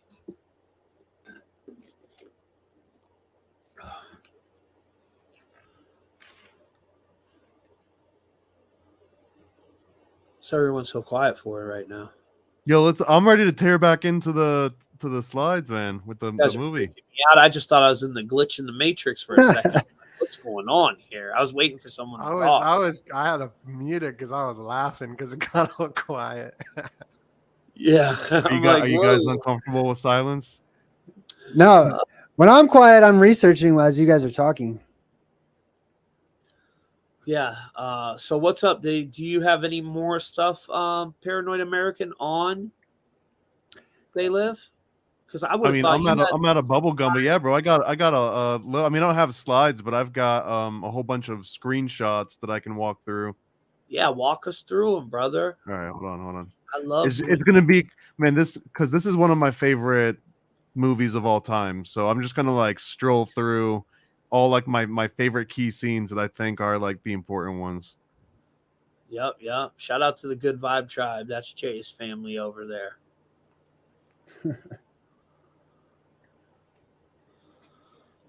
Do I need to put your thing in? That's what here we she go. said. Oh. So man, you guys already, dude, I didn't even notice the this thing on the screen there. So that's dope. That's so cool, man. That was probably the best catch. Good job, Doe-Nut. So first of all, like, you can watch this movie and think that it's about these aliens that are jumping in and out of the world, like this airport, right? Or you can take a step back and look at it like these are just the Washington, the political elites, the Hollywood, Wall Street elites that are literally feeding off of us. And I won't get into it, but just search for Thrill Oxide if you want to know what we're talking about. And when he says feeding off us, perched on top of us, that specific phrase, perched on top of us, you can go back and look at like medieval paintings, and they would show these little demons that would, like, when you would fall asleep, they would show them like perched on top of you, and they're basically waiting for that silver cord to get, severed, or for you to leave your soul behind for just long enough that they can jump on. It was also given to like sleep apnea, or people that would wake up and they couldn't move. They would assume that they were like pinned down by this demon that's perched on top of you. So this is not a coincidence that they're mentioning this specific little phrase here. And then so here's another one. It's just little background noises, right? Like when you're playing GTA and the people are like walking by and they say something crazy, and you're like, wait a minute, what did they just say? So this is just in the background. And the lady's saying, sometimes when I watch TV, I stop being myself. So it's all these like little hints. And I love watching movies with the captions for this exact reason too. Sometimes you'll even see captions for dialogue that was in there when they wrote it, but then not in there when they like transcoded the final audio from the edit. So you'll see some like little lines that got missed, and I highly recommend it. This guy is saying, what is this, 1988 you said it came out, and they're talking about, we gave the steel companies a break when they needed it, and you know what they gave themselves? Raises. It's the exact same story over and over and over. It's never going to change. Call me a pessimist, but that the housing market blows up, they bail out the banks, and everyone gives themselves, credit, and it's just going to keep happening over and over forever. And also with the banking system collapsing, 14 banks in the beginning when Rodney Piper wanted to get a job, but he couldn't because he was, I guess, working for, I forget what, but they said that 14 banks collapsed as he was looking for a job in Denver. Yeah, that's that 14 number. Just like the jabs went live December 14th during the Corona eclipse, and who was the president? Trump, born on the 14th during a blood moon. That 14 is Osiris. He was chopped up in 14 pieces. And everybody always brings up the I'm here to chew bubble gum and kick ass, and I'm all out of bubble gum, right? That's everyone's favorite quote. This is my favorite quote, though, where he's talking about the golden rule, and he says the golden rule is he who has the gold makes the rules. And that's always been my favorite. I don't even think that it came specifically from this movie, but it's my favorite quote from this movie. He who has the gold makes the rules. I wonder what that is. Right. That's the real golden rule, the one that is actually true, and not the one that everyone wants to be true. And then this guy, again, if you take a step back, and it's not about aliens, it's about like the elite and the globalists just taking over the world. And in this part, he represents like the regular old American, blue collar worker. This is like the pure archetype of what you would assume from him, where he just wants to put in his work and get a fair chance, and that's it. Like, he's not asking for anything beyond that. So this is it right here. I believe in America. I follow the rules. It couldn't be any simpler than that. So he's not like a real person at this point, because no one in reality is this like straight cut, like, oh, I just want to work hard and all, I'm always going to fall. Like, BS, bro. Like, you're homeless, right? He was walking into the welfare office, rolling his eyes, fresh off a train. Like, I'm pretty sure that it's not legit to, like, hop on the back of train. So this frame in particular is just saying, like, you watching this, read this out. I believe in America. I follow the rules. This is the programming. Like, they're kind of playing with you a little bit, right?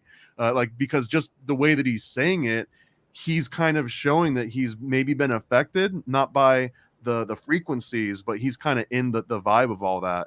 And then here's what the video is talking about. We're living in an artificially induced state of consciousness. And this isn't even a new concept. Even before TV and radio, they had something what we would call artificial somnambulism.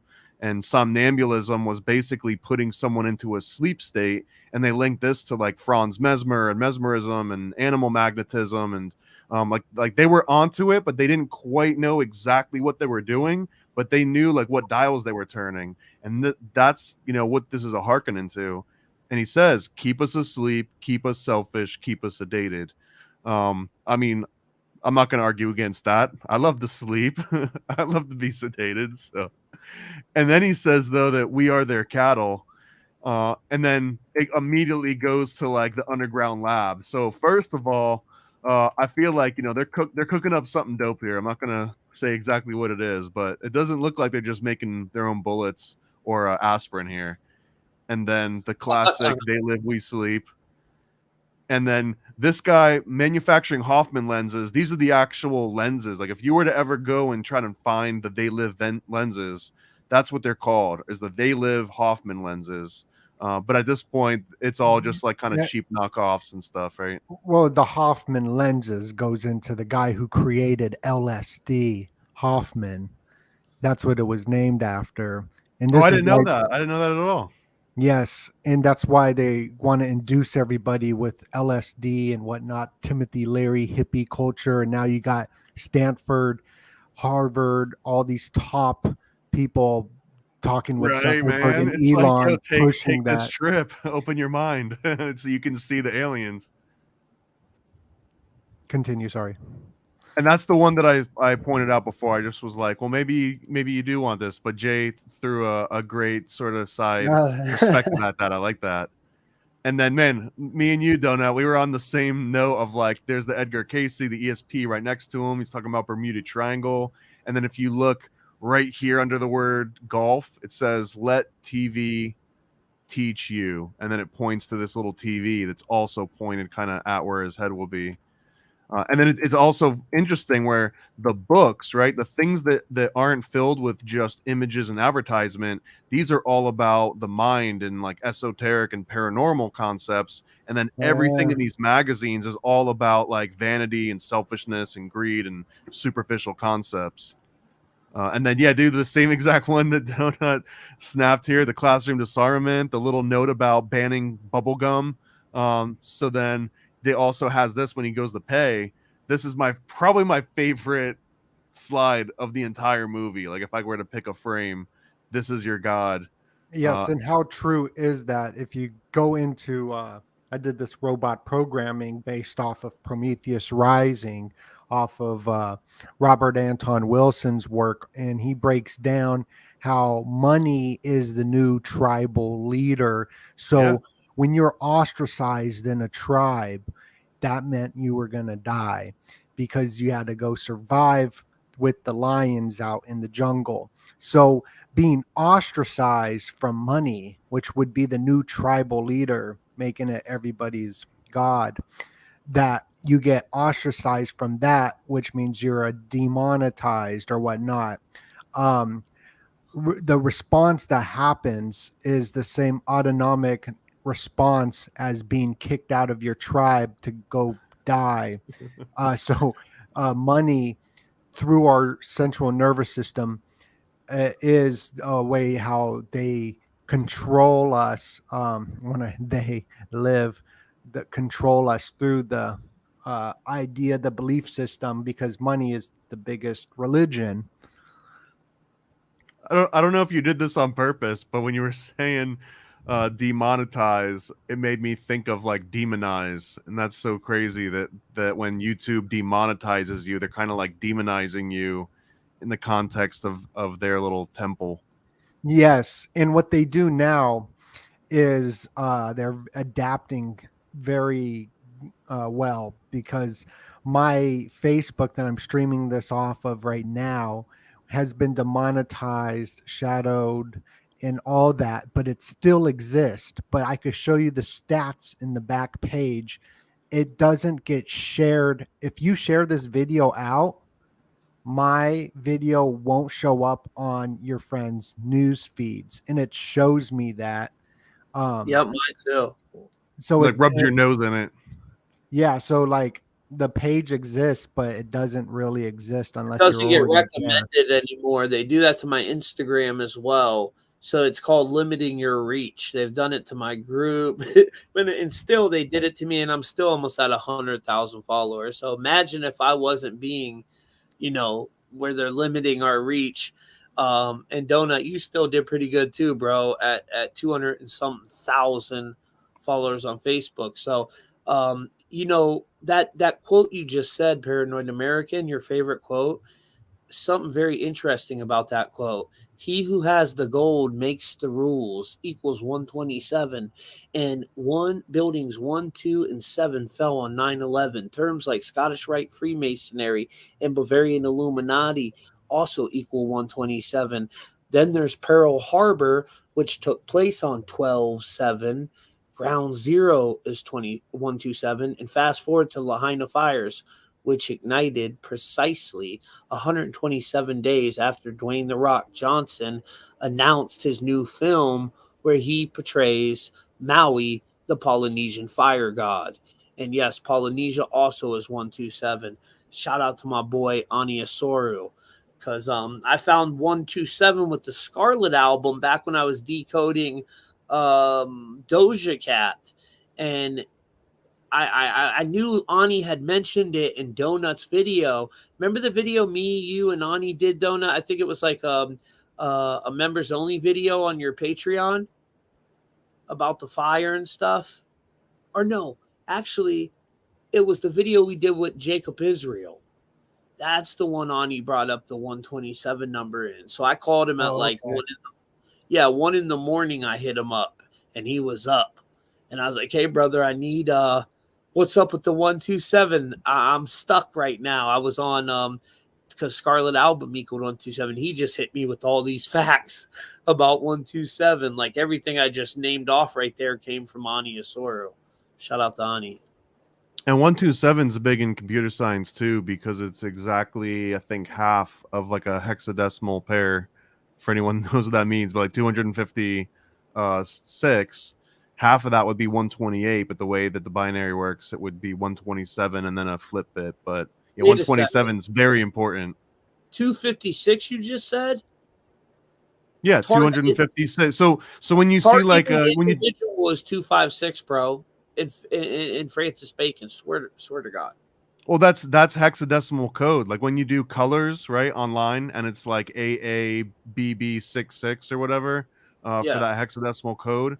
Every one of those pairs, AA, the highest maximum value is 256. So like when you make white, it's all Fs, F, F, F, F, F, F. That's like a pair of 256, a pair of 256, and a pair of 256 because you're dealing with additive color. So when you add all the color, you get white. And when you take away all the color, you get black. But anyways, we'll do color theory on another episode. You got a lot of fans in the comments, Paranoid. They're happy. I love all you guys, man. The reason I come back is because this is fun to do, and people seem to find it helpful. And it really does boil down to our ability to accept. This is the ultimate obey. And he says that, man, this one resonated with me. Like, we don't need your pessimism. And they're just talking about like, don't be negative, always be positive. It's that toxic positivity. Yeah. And man, I've felt that one hard with like the whole social media thing where everyone's got to always pretend like they're in a great mood all the time and everything's happy and like love, love, love. But I mean, sometimes you gotta call stuff out. And this old lady, I got one I can see. This is just like a dope little frame. Again, this is like my love letter to this movie because I love it so much. I didn't decode this are they one, really that bad? I mean, what's that? they got friends, they hanging out, the guy's encouraging, like in that scene. They're positive, right? They're just Yeah. like want you to be happy and obey. They're supportive, and the humans, they want destruction, and right when they see them, they do judge them, and You're not entirely wrong, dude, because imagine like when they say that we are cattle, look at how we treat cattle, right? And like the best if you were a cow on the planet Earth right now, the best possible scenario is you'd probably be like Wagyu beef over in Japan, right? Because they'd be like massaging you and like feeding you just like grass, and they wouldn't be giving you grain, and it would just be like the best possible life for a cow, because I don't think cows really exist in like in the wild. I don't think there's like a wild cow, or if they do, it wouldn't be very fun for them. So I mean, if we are their cattle, maybe it's like they just want us to be comfortable and relax and like enjoy our time here, and there's really nothing we can do about it. The same way that that Wagyu cow has like nothing it can do about its situation. Was it going to run away? You know what I mean? It's probably not going to get far. So I see what you're saying there, Donut. Hey. Yeah, maybe they're like the good guys. It's like a iRobot, right? Jay has an interesting perspective on that. And someone in the comments said, Facebook won't let me see your stuff, Tommy. Just guys, whenever you can't find me on Facebook, go to truthmafia.com. All my links are there. So you can follow it. Boom, it'll take you right to Facebook if they're trying to hide my page from you. And we have backup pages. So there's new ones. Go check them out on truthmafia.com. It's pinned right to the top. Jay, you was talking about earlier, me and you were talking about these frequencies. The blue and the red. And Jay was like, I was like, well, why is the red frequency want to kill us so bad? And Jay's like, think of it like a can of Raid spray. You know, when you're spraying the roaches or the ants, they probably think that too. Why does the Raid want to kill them? But it was just designed to do that, you know? And we were talking about this. Could you break it down, Jay, about the frequencies with the plasma apocalypse, the blue and the red?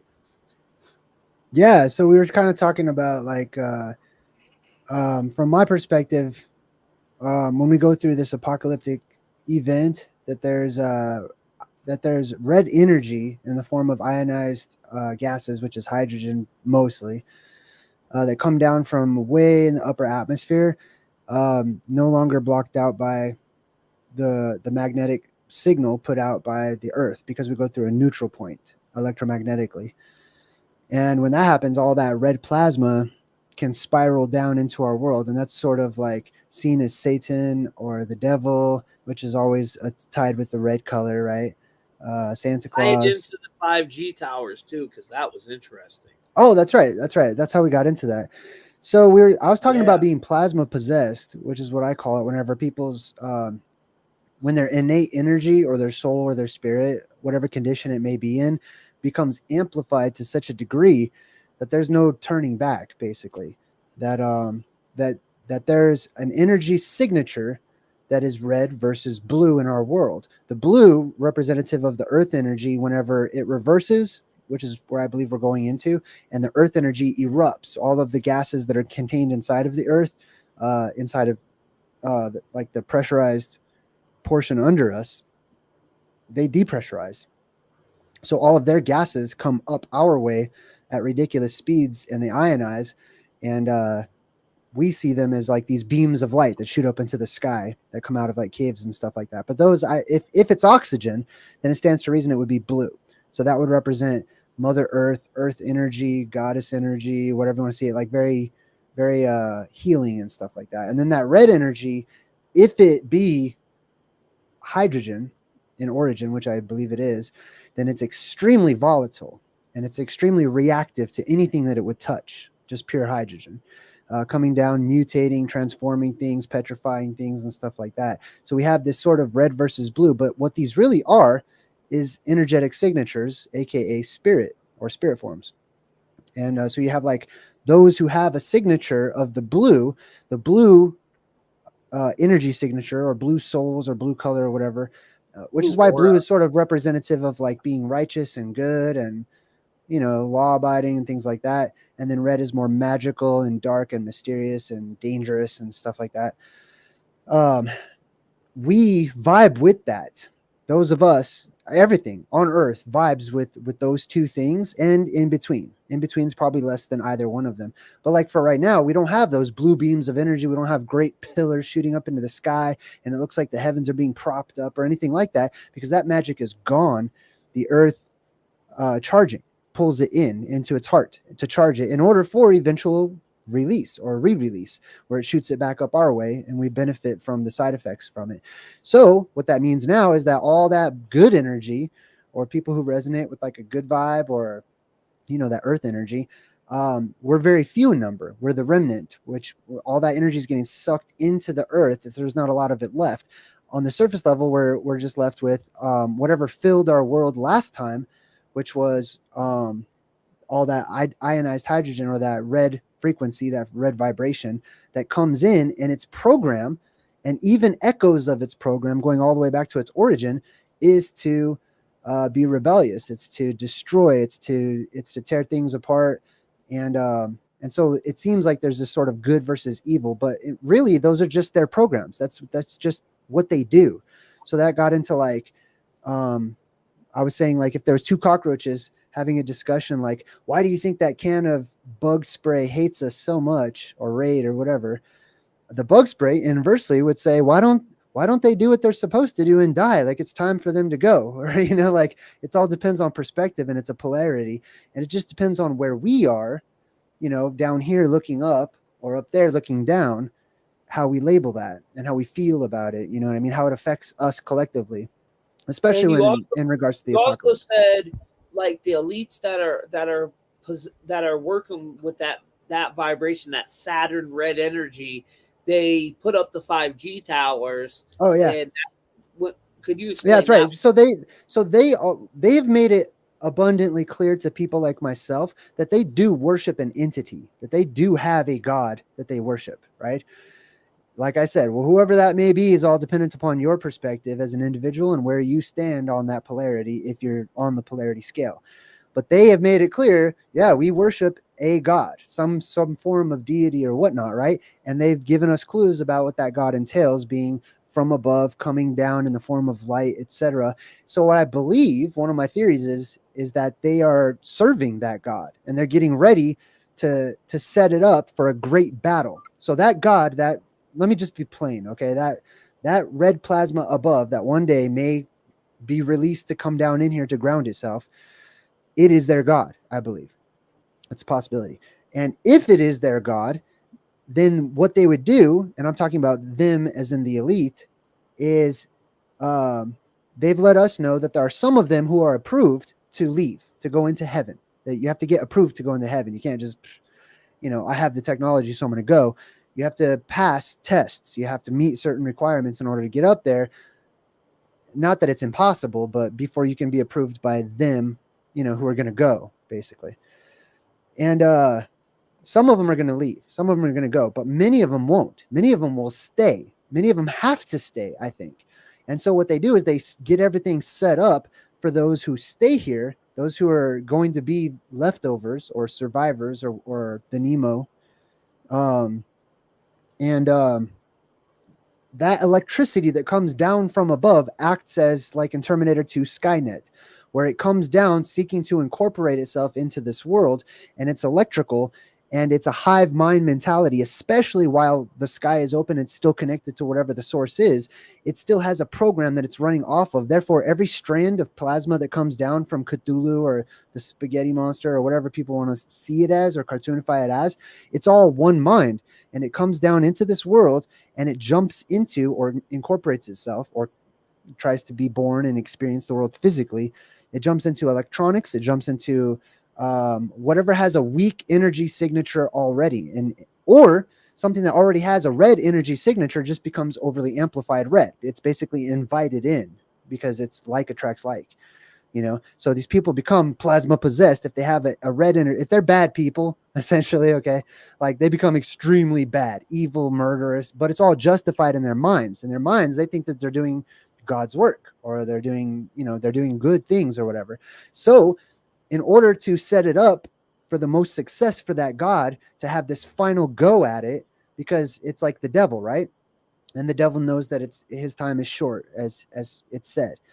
And it also talks about in the book of Revelation how the devil is actually released purposefully for a certain period to have one final showdown, or to like try really hard to like hold on for dear life to keep power and stuff like that. So they set up ahead of time the arrival of their God to make sure it's operating at maximum efficiency. So they put all these towers and electrical devices up all over the place so that it can easily just transmit with the hive mind mentality to whatever is possessed by it, so that they are all acting accordingly.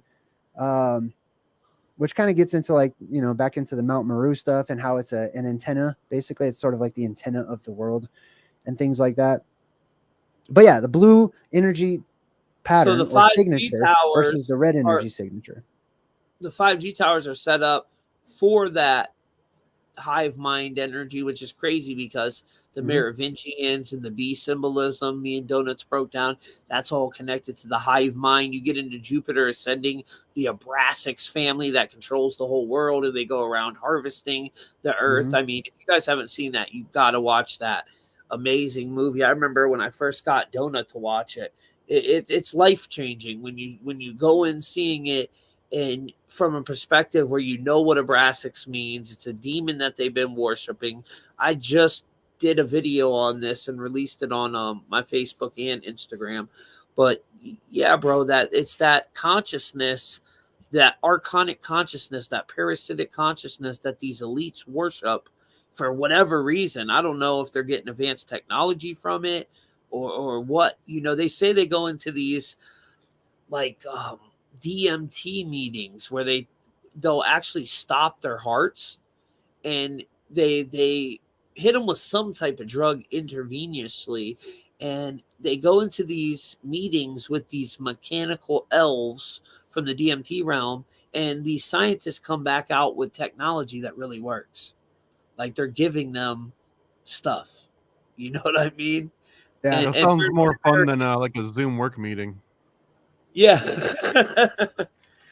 I'm sure you got some interesting things on that Paranoid American with the mechanical elves. Do you know anything on them? We're not supposed to talk about them though. Why? And actually, I'm more interested in the Salvia elves, but no one ever wants to talk about the Salvia elves with me.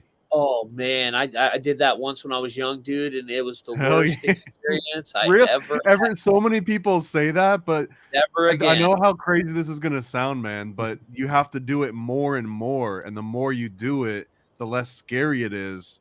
Oh yeah, that sounds fun. And what I mean, yeah, I know it sounds crazy, but I'm telling you, like after you've done it, like I don't know, 20 or 30 times, then it starts to get a little bit less scary and you've got more control over it. But I can count on like 3 fingers the number of people I've met in this lifetime that have done Salvia 10 times and we're like, let's go for another 10. You know what I mean? Yeah, no, it was terrible. I locked myself in my mom's trunk trying to hide myself. I wigged out, bro. Like I'll never do that again. I've seen people do horrible things on it, like, you know, hurt themselves badly. When we go to sleep at night in REM sleep, that's DMT. That's your body releasing DMT. When you die, your body releases mass amounts of DMT. Well, that hasn't been proven fully. I want to believe that, but there hasn't been any definitive proof that that's true. And in fact, going back to salvia, they have shown that the active ingredient in salvia, which is salverin A, that does affect the same part of the brain that sleep does and that dreams do. It's like the dream center of the brain. I love the concepts that when like a baby is born or when it's conceived, it's like that first initial spark of DMT that, you know, turns it on basically. And then right before you die, there's supposed to be this big release that lets you go. And I love that idea. But the more that I've looked into it, it sounds just like a really cool idea that I want to believe and not one that's actually true. Oh, that sucks. Well, it just means that you need to keep some DMT on you at all times, just in case you are on the way out. Well, So I'll tell you hit this. that DMT pen. How about this? Moses talking to the burning bush. Which might have been acacia. Yeah, Yep. which is rich in DMT. So it's a spirit molecule. The ancients, the priests, they were using this for a long time. Native American cultures, our brain definitely releases it in REM sleep. That's been proven. And it's also been proven that when we die, our body loses, I think it's 21 grams instantly. Something like that. They did now that has been proven too. I showed the whole report on it. The CIA did a study on it, seeing who knows how they were killing people, because how were they testing when people died that their body released, or their body would let go of this 0.21 grams or whatever it was. It's 21 grams, but that one also is a little bit iffy, man, because if it turns out when the guy was finding the 21, he wasn't putting them in like an airtight chamber, so just the loss of moisture over the time between when they were living and then the time they died, they basically evaporated 21 grams worth of moisture into the air. But then once someone redid the same experiment and put them in a vacuum, then it didn't lose the same 21 grams, I don't think. Well, there's a paper which was titled Hypothesis Concerning Soul Substance Together with Experimental Evidence of Existence of Such a Substance. And this was a peer-reviewed study about this. So let me share the screen and show you what I'm talking about. Just to be devil's advocate, like, you love do we believe peer-reviewed studies in 1901 all of a sudden? If I showed you a peer-reviewed study right now, you'd be like, oh, those assholes are making it all up. You know what I mean? Like, this is still Rockefeller medicine. Yeah, no doubt. But Paranoid American always plays the damn devil's advocate. He takes the fun out of everything. Well, it's because I want to believe it, so I look into it. I'm going to get into a tangent, but I want to believe this stuff. And then it's like, I always think, if this is true, if someone can definitively prove that the soul has weight and it's exactly 21 grams, but it falls apart once you look into everyone that's ever tried to reattempt it. Bro, I've been thinking about the soul and the body, right? Is the soul in the body? Duncan and I feel like Douglas, Massachusetts, 1901. He was proven. There's a bunch of different papers on it. He was a dickhead. I'm just saying it right now. Well, he might have been, but he definitely was. He was a dickhead. I think there's something to it, dude. I really do. And 21 is a very guess what equals 21, bro? You want to know? 21 Bitcoins. No, look, DoeNut. 21 Savage, Saturn. Saturn is 21 in both the most important ciphers, Chaldean and reduction. And then you got that 93. These are probably the four. The 201 is 21. These are probably the four. Oh, damn, I didn't even remember 303 was Saturn too. Holy shit. So when Rona started in 330th anniversary year of modern day Freemasonry. Wow, I didn't even realize that one. But the 21 one, War is 21, Saturn 21. Oh, shit. Wait a second. What else? Oh, damn it. That's Paranoid American's flaw. Every time you cuss, you're going to have to donate $1. No. I said, damn, that's not too bad. Hold on a second. What was I thinking? I don't think Tommy can hear me. Tommy, can you hear me? Yeah, I hear you. Oh, every time you cuss, you got to donate $1 to a charity of the audience choice. That's fine. I don't trust any charities, bro. Me neither. Evil. There's that 15 number, DoeNut. Evil. You have the 15 and then 21, which is Saturn. That frequency. Like the soul thing that you're talking about. If the soul leaves the body, if you're a Siamese twin, does the soul weigh 42 grams? Look, you like the number 51 a lot too, and Donut Factory's 51, but it's also 57. And check this out, guys. Uh-oh. He's about to of decode you, bro. I already have. He already decoded me when we first met. Oh, Yeah, law okay. of Yeah, you know, I learned about the secret after I got into this brawl, and I'm like going to work with a black guy and whatever, you know, like all working at old lady store, and like I got set up, whatever, big deal. And they were playing the secret, and I was like, oh my gosh, this is why my life sucks. And so that movie like changed my it altered my life, I would say. And then, you know, then you uncover that was on purpose, pushed by Oprah. You're able to manifest things. I've watched you do it over and over since I met you. You know, Donut, he'll like just recently he stopped doing videos. He had his holiday, and then he reevaluated everything, and you seen him come back harder than before. He always does that, where he'll go back, plan, all right, I'm gonna come out with this, and this, and try to better myself. You know, so anything he sets his mind to, he always achieves that goal. And when I found out he has that matching 57 with law of attraction, I'm like, damn, that makes sense. That's he's able, whatever energy he's trying to attract, he does. You know, yeah, cool. I'll be you know, attracting stuff, you know, throwing sprinkles on it. But honestly, like the thing is that I get burnt out every year by the end of the year. So it's good to take little pauses every so much days before you get burnt out, so you can keep continuing. I think that's why Donald Trump is so successful. I think that he takes a lot of naps from what I've read, because like he's old, he drinks got more energy. Diet Pepsi, but he got more energy than everybody when he goes on stage. He got that thrill oxide, bro. Yeah, but he's choosing when he goes on stage, because he be taking mad naps. Okay, so what about the two Donald Trumps, one red and one blue? And there's that, and he's a Gemini, the Gemini twins. One's evil, one's bad, the blue and the red.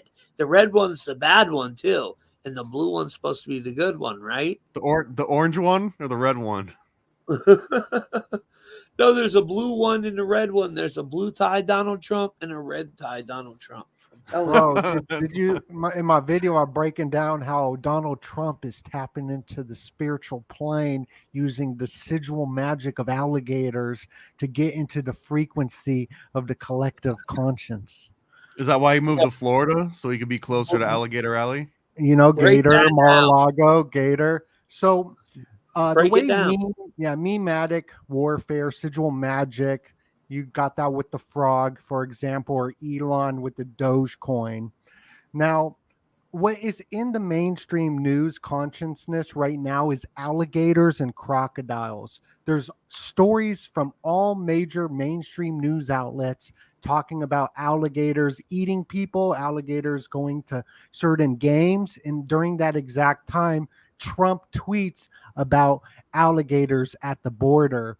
And he's tapping into a magic. I mean, even Marina Abramovic said that he was the greatest magician. And the chaos magician does this. They tap into the sigil magic. So he's tapping in right now to the alligator magic of the collective unconscious. Yeah, they do tap into sigil magic. That's for sure. So what's this alligator magic that he tapped into, though? He tweeted about alligator. And then you look up the word alligator, it goes back to eerily, the etymology. So you're saying the alligator is the sigil in this case, right? That he's charging up with energy. Yeah, well, he understands it. He understands that that's in the subconscious of the world right now. So he's tapping into that spiritual plane or that other realm with his tweets. Very interesting. It's a stretch. It's a stretch for sure. It's interesting, though. We It just covered sounds visual so magic funny, a lot bro. up here because that's used in the movies a lot, where they'll take a sigil and charge it with energy, and then okay, for example, with chaos and manifestation magic, let's take a look at 9/11, right? In that case, the twin towers were the two sigils. So how many movies did we see where they showed us the destruction of the twin towers before it happened? I mean, you could count 20, 30, maybe more than that. So that in that case, all the people that watched the movies, they were putting their life force, their soul energy into that. And then when they destroyed that sigil charged with all that energy, it releases that energy in the 3D. So they can use it for different things.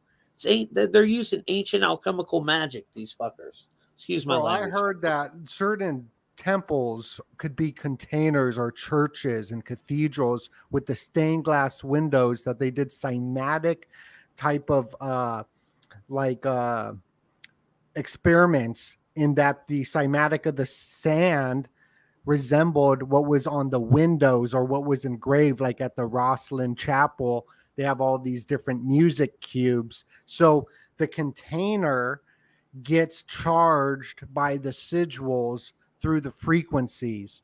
And the frequencies not only on like the sleep level of they live saying sleep, sleep. Our modern day language is based off of IaO. Everything goes in this order of IaO. Tic tac toe, tick tock, King Kong, hip hop. It is the cornerstone of the language with these three vowels. And it even goes into the tetragrammaton and different names of God as well when you look it up. But the words that we use, if we say, I can't do this, you just put a magical spell on you as a victim instead of saying, I won't do this. So just using certain words is spell casting, but somatic as well. The vibration of certain sounds and frequencies, like hot, makes the hot come out of your mouth. Things are on such a crazy deep level. And I've been looking into this EU, which is so interesting because you got Old MacDonald had a farm, E-I-E-I-O. I was just thinking that as you said it. Hey, Donut, look what Rhonda said. Dude, is Lama Rasaji still on Trump's you know what? And well, listen, Lama is a weirdo. That's all I'm gonna tell you, Rhonda. He says he shapeshifts with Jesus Christ, and that dude is the biggest fraud in the world. So that's all I'm gonna say on him. You know what I'm saying? There's a reason I brought that guy on a couple times, and it was so cringy, man. You know, I mean, if you don't know who he is, guys, you got to go watch him once just to laugh. He says he's a llama and that he can astro project and that he was down in the tunnels saving kids and that he was fighting these reptilians down there and ripped their souls out of their chest because he's a llama, so he can rip souls out of people's chests. And it's just a total bunch of bullshit, BS. That's his members only thing. He has this members only thing where he's talking about saving kids from cages, and that's that whole Q narrative. That's what he watched like Teenage Mutant Ninja Turtles and Sound of Freedom in the same weekend. Yeah. Jay, did you know about the sacred vows of the EU? No. Say it again. So if you share my screen real quick, the one on the way left, this is Abraxas, and Abraxas goes into EU through the water or something like that. Tom, if you could share the left screen. Yes, sir. Please. Thank you. That's Abraxas, yep. It's Abraxas, but you can see the IaW. It's the EU, which goes back to iota, alpha, and omega. And I mean, it goes super far back, but even you have the Information Awareness Office, which is the IaO, the EU, and it's the all blot reduplication, that all the vowels always start with I and end with A or O, IaO. So our whole language is based off of this right here, the IaO. DoeNut, I swear on everything I love, dude, I seen that entity before. Now he didn't have snake legs though, but he had normal legs. This is back when I had Illuminati Media, or no, I was still Tommy Truthful at this time. Guys, remember when I lived out by Maslin by the train tracks? A lot of my people in here probably remember this. It was like 3:33 at night, and my dog's barking at the wall, and everybody knows I'm not big on aliens or nothing, but the dog's flipping out on the wall. So I look outside, and there's this giant orb out of my window coming down. I'm like, what the hell is going on? It was huge. I thought it was like looked like a little mini moon or something, but it was a sphere, and it landed on the back hill of my house. So I went live on my Facebook. Matter of fact, I think it's still on my Pole Shift Facebook page. You know what I'm saying?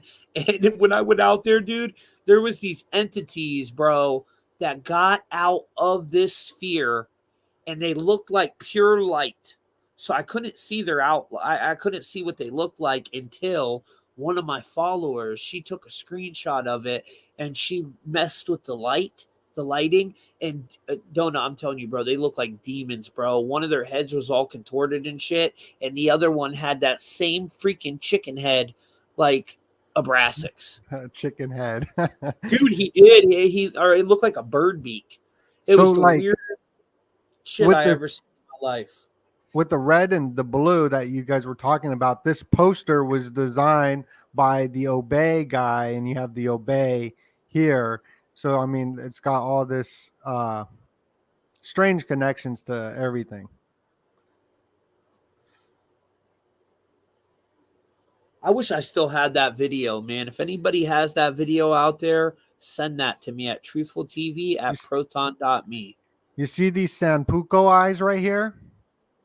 The Sanpuco eyes, Tupac, they photographed him with the white underneath the eyeball, which means that what you said in your video last night? Because I seen the the summary of your video, and it said something like Sampuco. I was wondering what the hell you were talking about. Yes. So if the eyeballs are down here and show Sampuco, I might say it wrong, but it means the three whites. And these are the three whites, which means that you're harmless, but you're in danger. And Tupac had the Sampuco eyes down here, and Russell Brand has them up here, which shows psychopathy. But you could you can see the white under the eyes, yeah. You could look in the mirror and move your eyes up and down, and it changes. But this is like a huge national figures, Tupac. You know what I mean? What's up with the Sampuco eyes? So what's that mean? It's a Japanese superstition of if you have three whites underneath, it means that you're in danger but harmless. And if the three whites are at the top, it means you're a psycho. What? Yeah, and Russell Brand has the three on the top, but Princess Diana, Tupac, JFK, they have it underneath, and they all had fatal. I heard Russell Brand wants to do a cage match with you, Donut. Oh, Russell Brand? Oh, yeah. Come on, man. I dwarf him. Is he little in real life? Or, I'm really big. Well, yeah, me too. I mean, what are you, 6'2", 6'3"? Yeah. But also, like, Russell Brand, you got the Russell Trust and Bertrand Russell. He played Aldous Snow. You got Aldous Huxley. You got Russell Square. There's all this stuff with the Russell. Trust. They set up the Skull and Bones, right?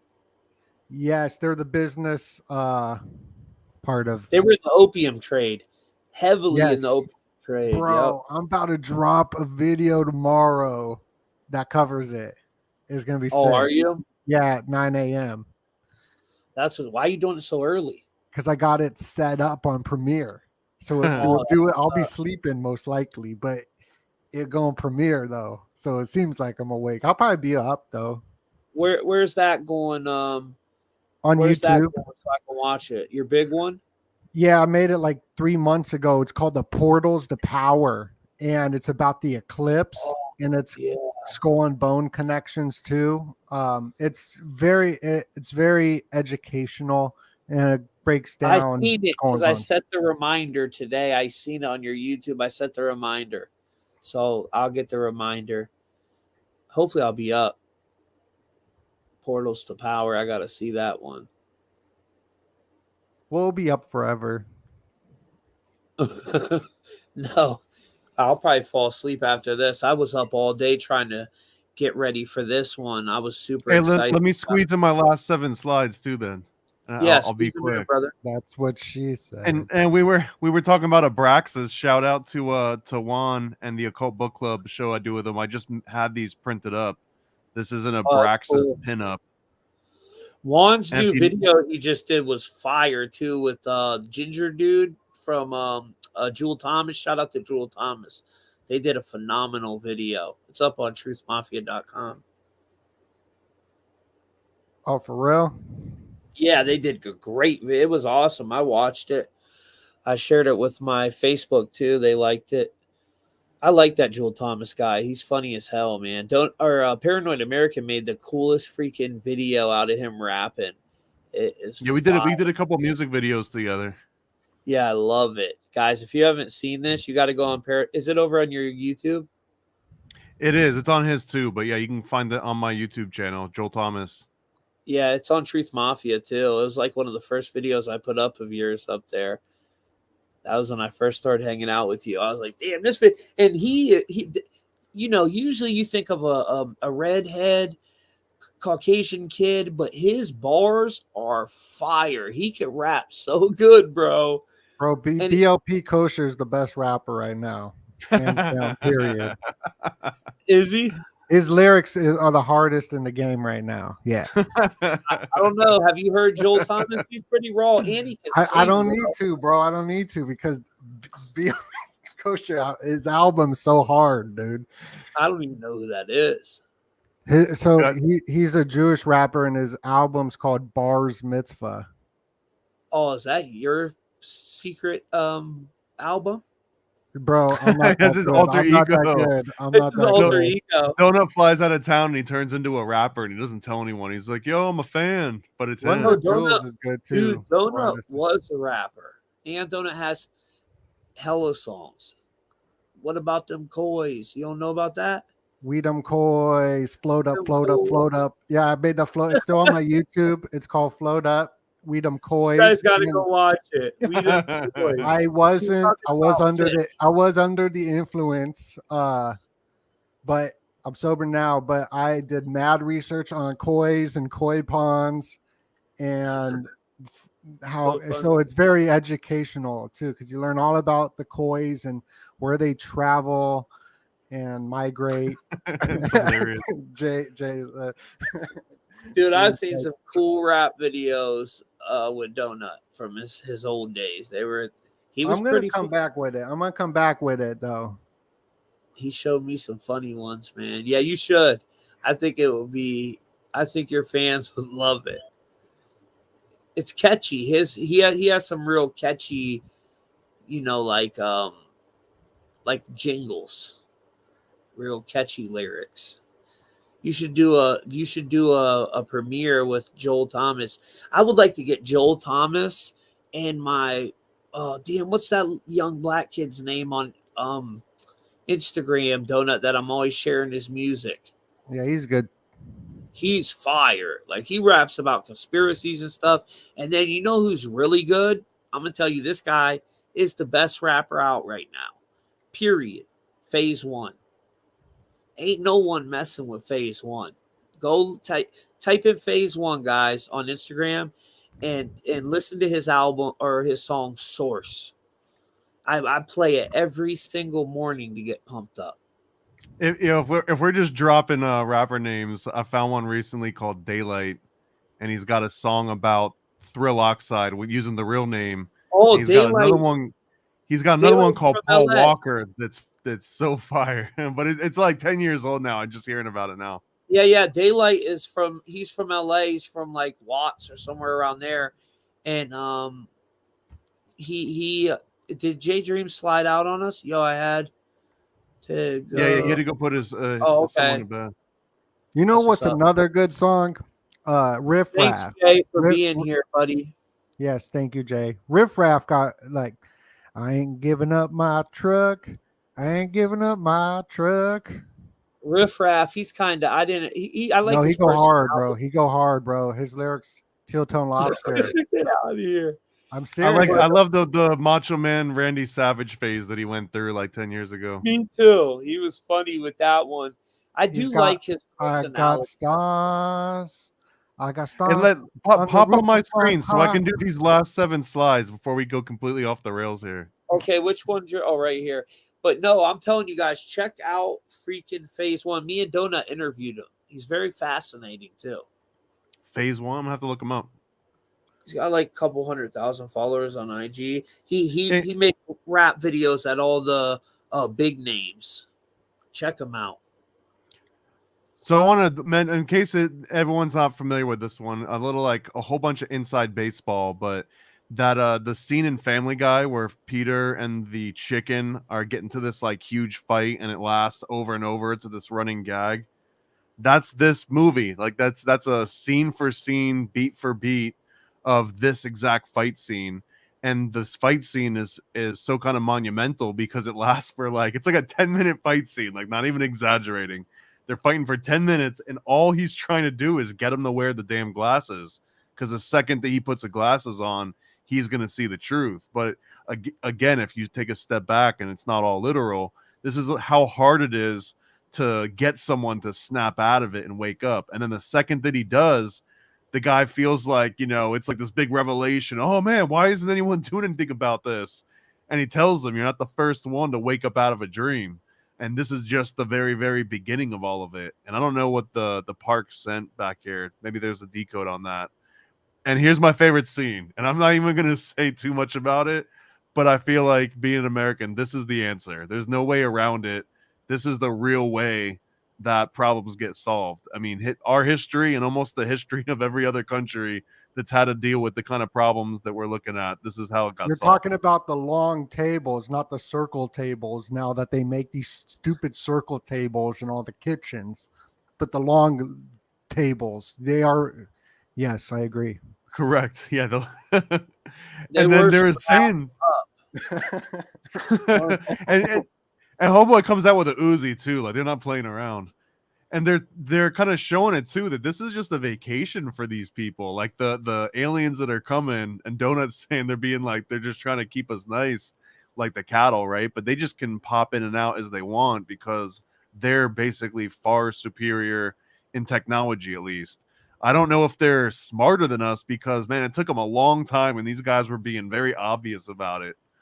And then he's telling them right here, you can just move around from place to place and they don't it's not like a huge deal to them. This is them going to the mall or going to the movies. And he calls it a big airport. And then finally there's no countries anymore, no more good guys. Again, man, we're talking about globalists here. We're not talking about aliens. We're talking about Rockefellers and Morgans and CFRs and Microsofts and Musks and everything. And then in classic fashion, the movie ends in like an adult scene. And then she just looks down and, the man that she's with, he's like, hey, what's wrong, baby? And what they're basically saying is that they were able to get that signal out, that hacker signal. So now everybody on the planet can see these aliens. And then the movie just ends here. And it's so classic 1980s cinema that it ends, with like a sex scene. Of course it does. Of course it does.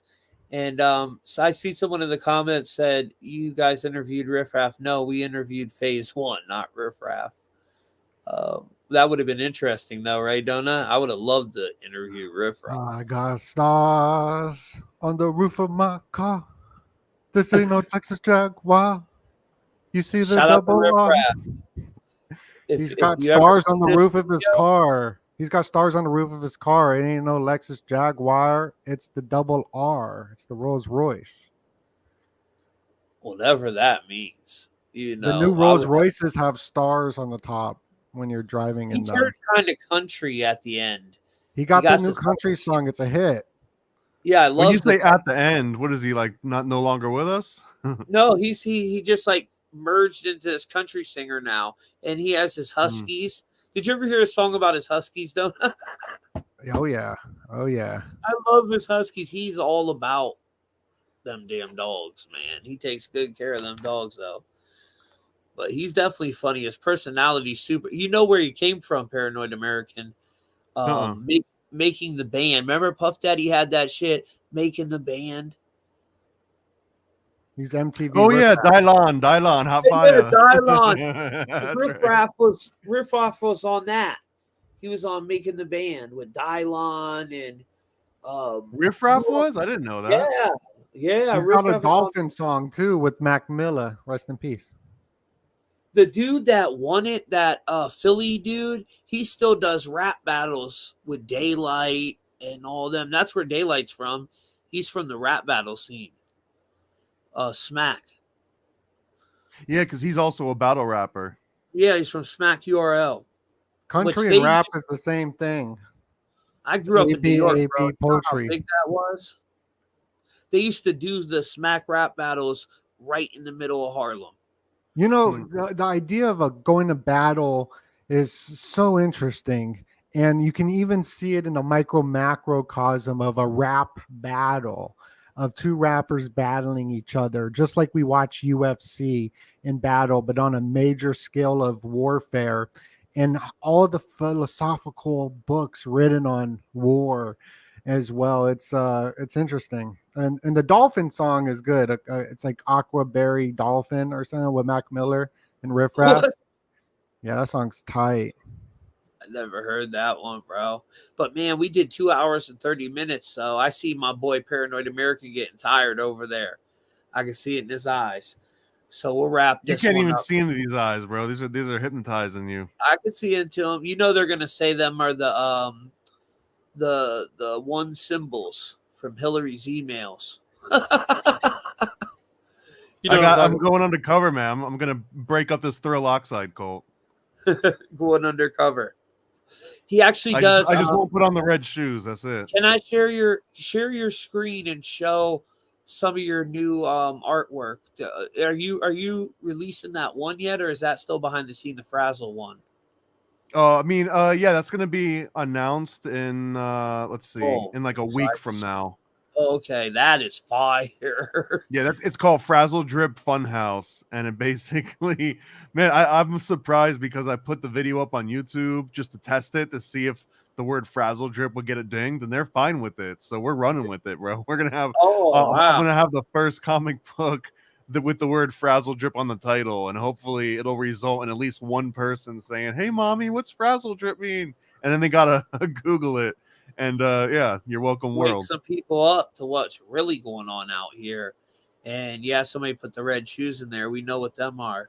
You know, it's sad. You know where the red shoes come from, guys? Back in Egyptian times, the high priestess would wear something similar to that, the high heels. And, you know, they were just sacrificing the shit out of people. So they said they would have the red bottoms. That's where it comes from. At least I got a bunch of swag. I want to show off one other piece of swag that I'm pretty proud of. That's so cool. This is the Paranoid American Homunculus label. And I'm not going to read it out loud, but if you can read the text and script there, it's created by our all-natural alchemical something, something, and something. Wow, shout out I want a t-shirt of that. Yeah, it's coming, bro. It's coming. We got to do it slow and in phases. But man, I got a huge order of like 7,000 new prints and stickers and everything the other day. This is a brand new one right here too. We need to get some Truth Mafia stuff going. This is from the Never a Stray Answer. This one's going to be launching real soon. Finally, the Kickstarter got over 100 people signed up. So now you're just waiting on me. I'm no longer waiting on you. But this one's going to be really, really good. I've been working on this for over 4 years. And it's all of the different NASA and Kubrick research that I've found in the last 4+ years, all combined in a one comic and kind of breaking it down and decoding it and making fun of it. and making it entertaining. So this I is going to love be your fire. comics, dude. They're so amazing because it teaches you, it educates you, but it's doing it in a fun way. You know what I mean? It's really, really cool, man. You You will know, go to paranoidamerican.com and you will buy comics. yes, you will. And we're sending that out from 54 News. You You will. will smash the like button. You will. Smash the like But no, guys, button. in all honesty, go check out paranoidamerican.com, occultdecode.com. Paranoid was nice enough to build that gematria calculator for us. Well, it's on truthmafia.com, truthfultv.com, and over on Occult Decode, you got the band word list, you got the calculator too, and you got the date calculator, which is the best one in the game. You can hit the little moon thing, and it tells you all of the events that happened on that day. That's that Which, secret cobra. That's that secret blood code that no one knows about. yeah, And we're gonna have tarot go. coming soon too. We'll have a whole tarot section as soon as I stop being lazy and get off my ass. Yeah, we're gonna have everything. So you know, it's pretty crazy, and yeah, it's pretty cool what you did with that site, bro. I'm really proud of how it came out. So thank you guys for watching this, and for all you guys that think numerology and all that is bad, you're tripping. They don't want you to realize we live in a simulation. So just take a look at your own life path number and your own birth cards and see how it all lines up with the day you was born, tied into the your mother's maiden name and the hospital you were born in. We are in some type of a simulation. So if we look into that stuff, astrology, numerology, then next thing you know, we realize what we're really in. So I think that's why they try to put it in our head to tell us it's evil. That's just my opinion on it. What I will tell you, whatever your religion is, pray on it, ask for discernment, and let your heart lead you. With that being said, we love y'all. Knowledge is power. Tommy Truthful, out.